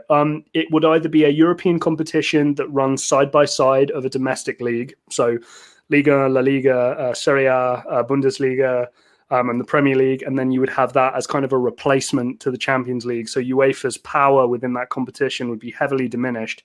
Or if those leagues decided that actually we didn't want those clubs a part of our leagues because they're a part of this other league, then they would be banned from the leagues, and it would just work as a separate, basically like a domestic European league is how that would work. Let's have a look here for some other comments. Soccer and psychology. What do you think Messi wants? If he wants to continue to build his legacy, which maybe he doesn't need to, I'd imagine he would want PL titles rather than League. I think Messi wants pay that is reflective of his own value, which we know is going to be very, very high. Let's not kid ourselves. We know this is going to be one of the highest paid players across, across all of the world in any sport, really.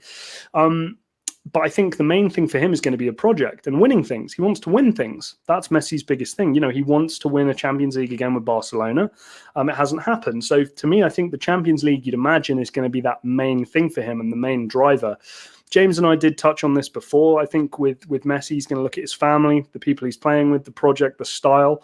Mauricio Pochettino is an Argentinian coach. He's got friends and, people he really respects as a part of that PSG squad. So the likes of Angel Di Maria, Paredes, right? He's had great battles with Sergio Ramos over the years, playing in Paris, playing with Neymar again. That's going to be, I'm sure, very, very fun for him as well.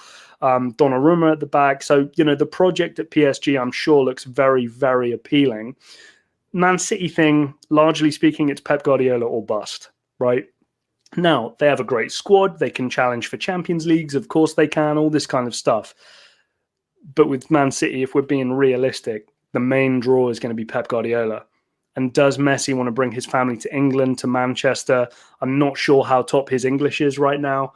So to me, I think it's, a push for another Champions League is going to be the main one, because the domestic league, you would think with Man City or PSG, would be expected somewhat. Bryson, it's starting to look like my Chelsea career mode on FIFA 19 with Hazard, Neymar, and Ronaldo. Hey, man, look, this is what we're getting to in the world of football right now. This is why, to a certain extent, we need to hit the reset button. We need to put some things in place where, as fun as this stuff is, you've got to remember the other 99.9% of football clubs who are financially struggling, not doing so well, and are finding it difficult to compete. David Ebekemi, do you think Donnarumma will be a number one this season for PSG, even though Navas has been good for PSG? Yes, 100%. 100%. Donnarumma is much better, is maybe a bit strong. Donnarumma is better than Keylor Navas. Keylor Navas has been shafted here. There's no way around it. And any club looking for a goalkeeper, I'm blown away. Like, I speak with James about this all the time. The fact that we haven't seen any rumours linking Arsenal to somebody like Keylor Navas, to me, blows my mind. Absolutely blows my mind. Going for Aaron Ramsdale for like 30 or 40 million pounds. You've let Emi Martinez go. Like, go try and just have a conversation for Keylor Navas. Spurs again. Okay, Pierluigi Golini. Understandable, right? Keeper with a high upside. He's a very motivated kid, really good character, all this kind of stuff. But Keylor Navas is twice the goalkeeper of Pierluigi Golini. So for me, I do think Donnarumma will be the starter straight away. He'll be, he'll probably end his career as a PSG legend. They're going to keep him there for a long time. He's going to continue having success with Italy, and maybe he'll be part of the squad for that first Champions League victory with Paris Saint-Germain. 50 Shades NCFC. Okay, I won't ask any questions about that. Footballing reasons, you would think City or Chelsea. French league, by anyone's standard, is weak. For Messi, I think you have to go City. I think, being, look, I hate to say this, but being reunited with Pep Guardiola is huge. The chance to play with, terrific players like, Kevin De Bruyne. Obviously, the team has already won there as well, and is already going to have great success. And Messi knows what he's going to be getting himself into there as well. It's going to be absolutely huge from that standpoint as well. I understand the pull of maybe something like Chelsea, but again, Thomas Tuchel still needs to prove it to me somewhat. I don't know how appealing that would be from a footballing point of view for Chelsea. So I think it's got to be City. But guys, I really do feel that PSG are the strong favourites going in for this Messi contract here. Right, we have hit 9 o'clock. I did say I'd try and go till 9 o'clock. David Ebekemi, good point. Since Messi did the same, not signing and waited to the end of the season, and Mbappe became free, Mbappe will do the same. Look, we don't know what's going to happen, but this is a point I really want to drive home, to everybody watching. This is a business, okay? What I mean by that is when you put pen and paper to something, that means something, okay? In the exact same way that, Harry Kane wants to leave. Harry Kane signed a huge contract. If his agent was doing right by him, he would have signed a shorter-term deal or inserted a release clause, right? If you want Messi and you really feel very strongly about holding Messi for a certain period of time, and you feel that stronger than having him on his terms, then you sign him to the deal that you want to sign him to. This is Barcelona's fault. That's why we're where we are right now. PSG, you knew Kylian Mbappe was coming up to this point. There are no guarantees that he wasn't going to change his mind last minute. Paul Pogba has a year left on his deal. Paulo Dybala has a year left on his deal. Leon Goretzka has a year left on his deal. There are all Ousmane Dembele, I'm pretty sure, still has a year left on his deal, right? There are all these top talented players right now who have a year left on their deal. And if the clubs are getting kind of nervous thinking that they're going to lose money, that's up to them. And the players who have longer term contracts left who want to leave, again, that's on them. If PSG sign Messi first and Mbappe says, I don't want to go to Real Madrid this year, I'll go next year, PSG are going to have to deal with the consequences. They're going to have a crazy good team for a long time. They're going to have to spend a lot of money. Financial fair play, who knows? Maybe they'll be in trouble, right? But realistically, this is where we're at. I'll tell you a great example for me who's done a fantastic job with his football contracts over the years. Gini Wijnaldum. Gini Wijnaldum, correct me if I'm wrong, I want to say he was a PSV Eindhoven player originally. I want to put that out there. I should double check. But he then signed a contract at Newcastle, right? And then after signing at Newcastle, he signed a 3-year deal at Liverpool, and then it continued again, right? And now he's gone to Paris Saint-Germain, and the deal he signed at Paris Saint-Germain was a 3-year deal. So when it comes to the end of that deal, he'll reset and see where he's at, and maybe he'll go for free. If a good offer comes up, which appeals to him, something that he does actually want to do, then maybe that's something he'll look into. But this is a guy, I don't know who his representation is, but he's making these good decisions as he goes. Saul Niguez is another example. I'm pretty sure Saul Niguez, was it a 7-year deal, 8-year deal he signed at Atletico Madrid like a couple of years ago? Saul Niguez is now looking to leave Atletico Madrid. I understand the desire for the financial, security across the board. Like, oh, great, I've got this amount of money coming in for 8 years. That's brilliant. But when it doesn't suit you, you want to get out of it, it doesn't work that way. And that's why, for me, if Kane's gentleman agreement was literally just a chat over a cup of coffee in the morning with Daniel Levy, then I'm sorry, that really doesn't hold up in court, my friend. The gentleman's agreement would be something written, a statement of some description, something that Kane can hang his hat on. Because if we, get down to brass taxes here, and we look at the black and white written down, Harry Kane is still a Tottenham player for X amount of years. Leo Messi has not been a Barcelona player for about a month. We expected the renewal to come. It hasn't come. This is what happens. People have to be smarter. People have to be smarter. get to the final few comments here, guys. Please do get your final comments here. I'm going to be kind of ending the stream here pretty soon. So, any final comments or questions or anything of that nature? I'm seeing a couple Roma questions in the chat, which I'm very appreciative of. Thoughts about Van Gaal being the Dutch national coach for the third time? Look, it feels to me like Louis Van Gaal has that kind of Dutch mindset and the style of football, that total football. He's kind of reminiscent of that historically. And I was talking with a friend about this the other day. Manchester United were playing some great football at times. It was very inconsistent, but they were playing some great football with Van Gaal as the coach, and I think that they probably want him back in just to kind of reset that Dutch culture back into the team, and I think it's fine. But Holland are going through a very rough patch in terms of talent, in terms of talent right now. We saw Van Dijk with the injury. De Ligt has not looked as good as expected. Frankie de Jong's obviously been fantastic. Depay's looked good, but there are some players there who need to start hitting some more form going forward, or else we're going to be we're going to be in trouble there. And I love watching Holland play. It's one of my favorite national teams. David Ebekemi, AS Roma chances in Serie A this season. Top four? I don't think so. Listen, Nicolo Zaniolo coming back is huge, massive. I cannot tell you how big that feels. It feels like, I'm not kidding, feels like we have signed a 70 million pound player. I'm not kidding. That's how highly I rate Nicolo Zaniolo. I think he's that good a player. Feels to me like Lorenzo Pellegrini contract extension is going to happen. Mourinho seems to have a good relationship with him so far, and I would hope that Pellegrini will stay for years to come. That would make me very, very happy. I hate the Shomurodov signing. For those of you who don't know, Roma have signed a 6'3", very unprolific goal scorer from Uzbekistan, who's been at Genoa.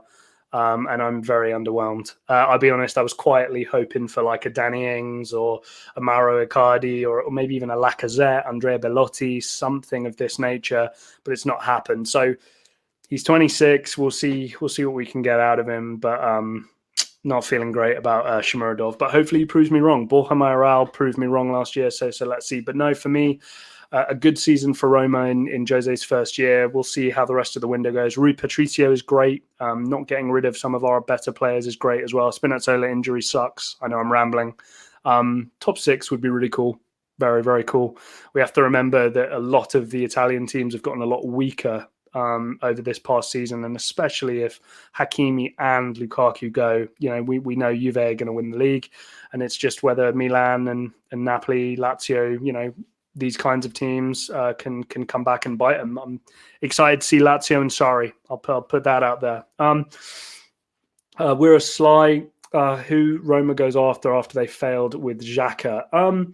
There's this guy called Cooper Miners, I think is his name. I always butcher his pronunciation. Toon Koopmeyers, who's at AZ Alkmaar. He's 23 years old. And this is a guy who is, captain of his team and looks like a really strong kind of Kevin Strootman-esque player in the midfield. That would be really cool. I am one of those Roma fans who still holds out a little bit of hope for Diawara. My hope with him is definitely getting lower and lower as each season passes. But Veratu has obviously been brilliant. Pellegrini, and like I say, having Zaniolo back is massive. But signing somebody like Koopmeiners, damn, getting this pronunciation right.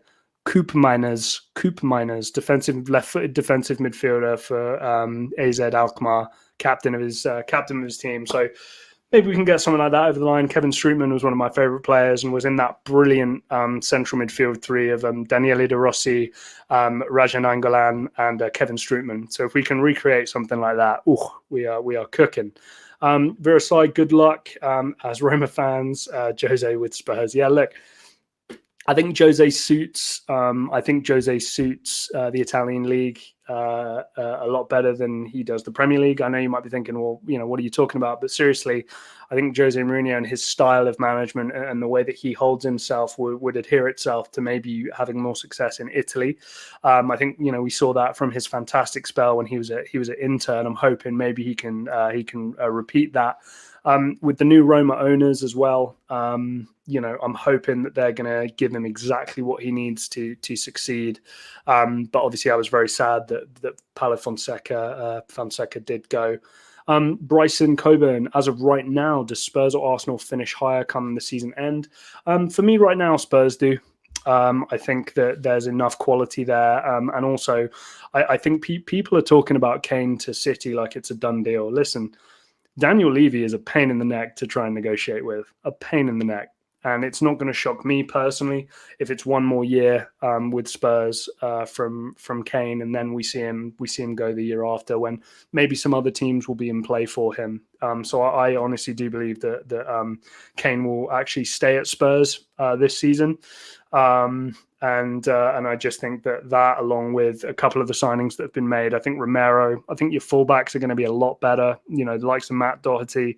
I think somebody like Nuno is going to make them play a great deal better. So yeah, I'm sorry, but it's looking very sad for Arsenal fans right now. And getting Granit Xhaka in a new deal, I'm not sure that's what Arsenal fans wanted to hear. But yeah, Spurs over Arsenal for me at the moment. Burislai with Jose, expectation would be very high for challenging for something. I don't think so. Look, I mean, the way Roma looked last year in points, and also the state that the squad's been in with the with Jim Pallotta and Monchi, and they really did kind of a number on the Roma squad there. And I think we're still trying to recover from that. Thiago Pinto, Mourinho, the Friedkins, this is the first window. Let's wait. Let's give it a year. Let's see how some of these new signings go. Let's try and make sure that Zaniolo isn't sold, Roger Ibanez is not sold, Lorenzo Pellegrini is not sold. These kinds of guys. Obviously we need a long-term replacement for somebody like Edin Dzeko, and damn, it better not be that Shomurodov guy, or I'm gonna start screaming.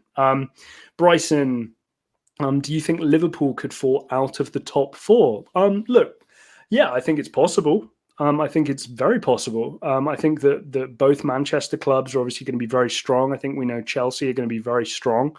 Leicester, we know, have made some fantastic signings. I don't think we can underestimate the likes of, somebody like Daka coming in as well. Sumare coming in to bolster the midfield a little bit. And, Harvey Barnes coming back. Guys, I cannot tell you how highly I rate Harvey Barnes. What a player he is. Iheanacho seems like he's going to try and steal that number 9 spot from Jamie Vardy properly as the starter now. Jose Perez is a nice backup. So Liverpool could fall out. But I would tell you that if Virgil van Dijk comes back anywhere near his best, Liverpool are a completely different proposition. And Ibrahima Konate, that's a serious player too. And if a Konate-Van Dijk relationship can build there, maybe a couple other players can come into midfield as well, potentially trying to replace somebody like Wijnaldum. We'll see what happens. But I think it's possible Liverpool could fall out of the top 4, but we will see. I'd still maybe expect them to clinch a top 4 spot. David Ebekemi, are you surprised nobody's made a bid for Dumfries? Yeah, I think so. But again, all of this stuff happens for a reason. There's always reasons behind this. You're waiting on leverage. You're waiting for teams to get desperate, teams who maybe don't have as much money as some other teams as well. Another player I'll throw out there is Max Aarons.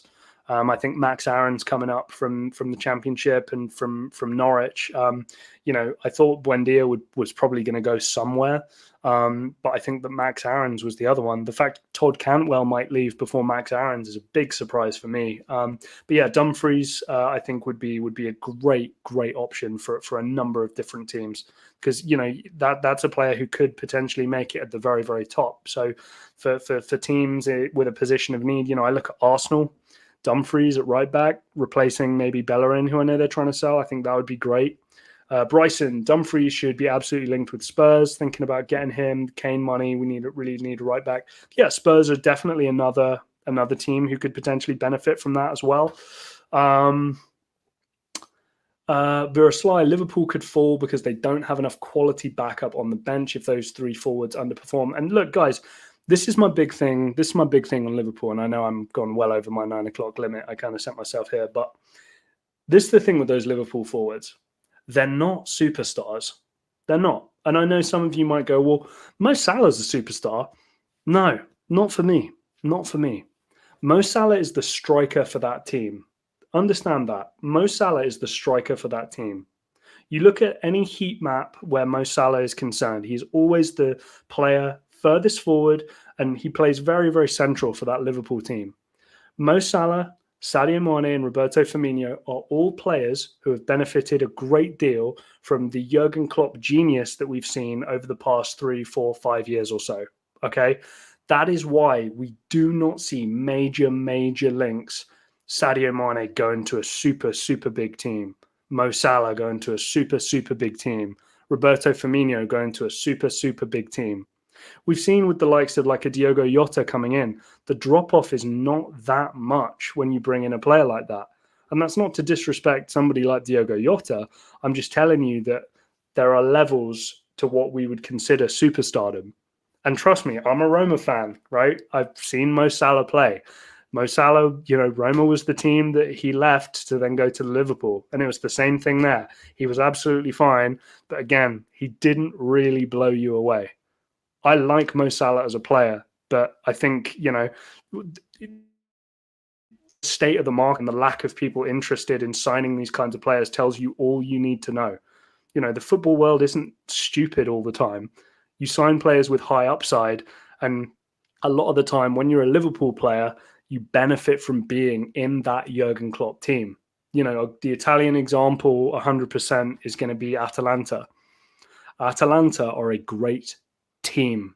You benefit from playing in the team. I'm not saying that all players at Atalanta are bad, but I'm telling you that the performances for a club like that, they do not always add up when you move out of a club like that. That's the way it seems to go. Anyway, that's just me. I just think that we need to understand where we're at. Silver Surfer, Dusan Vlahovic or Andrea Bellotti, who would you rather have in your team? Vlahovic, hands down. Dusan Vlahovic is that's my guy. I'm tying my name to him for the rest of my life. If you're looking for a young kind of up and coming striker to take over from the the era of Lewandowski, Benzema, Kane, Lukaku, these kinds of guys, Dusan Vlahovic is that next guy. Of course, Erling Haaland probably be number one, but Dusan Vlahovic, I cannot tell you how highly I rate this guy. I think any team who is looking for a striker of any description, if Roma get him, I would go absolutely crazy. Right, I would go absolutely nuts. But for me, Dusan Vlahovic over Andrea Bellotti, 100%. Look, I think if you're Spurs and if you get rid of Harry Kane, Vlahovic would be unreal. That would be the guy to go for, 100%. Daka is a new fox in the box. Yeah, look, I'm really excited for him. And the Red Bull machine. The Red Bull machine keeps on rolling. Daka is going to be another one, seriously. And whoever they bring in next is going to be the same deal. Same with Dortmund. A lot of these teams, it's the same kind of deal. Gio Reyna has already taken the number 7 shirt at Dortmund. He's going to explode. Renier, I believe his name is, on loan from Real Madrid. He's going to explode. David Ebakemi, City or Leicester for the weekend. For me, you got to go. I think Man City. It's one of these games that doesn't really matter a great deal. But maybe it's a bit closer. Maybe Leicester will have a little bit more of motivation for the game. I think Man City might feel a bit like whatever. But yeah, again, look, dude, if you guys get Vlahovic, it's a great deal, and he in my opinion, suits Premier League football down to the ground. He would explode, and I think people would see his true ability and his true potential. Guys, I said I'd finish and go till 9 o'clock. It's 20 past 9. Really appreciate all your comments, all your support. Especially the comment section. James and I really do like it when the comment section gets rolling. Anybody who is not subscribed still in the chat, we really do appreciate the subscription. We're trying to hit the milestone of 500 subscribers.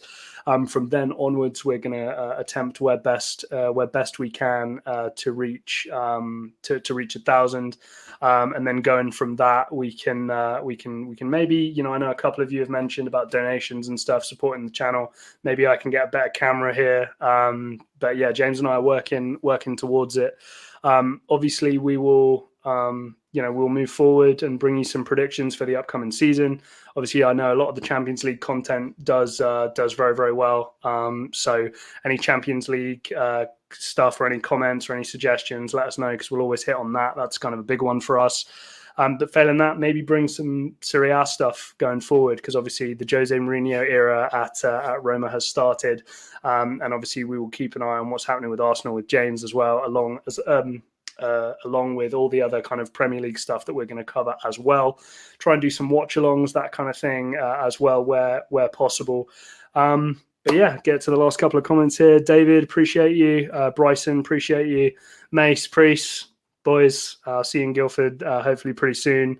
Yeah, David, I'll cover some Serie A for you, mate. No worries. But yeah, guys, appreciate you. See you next time.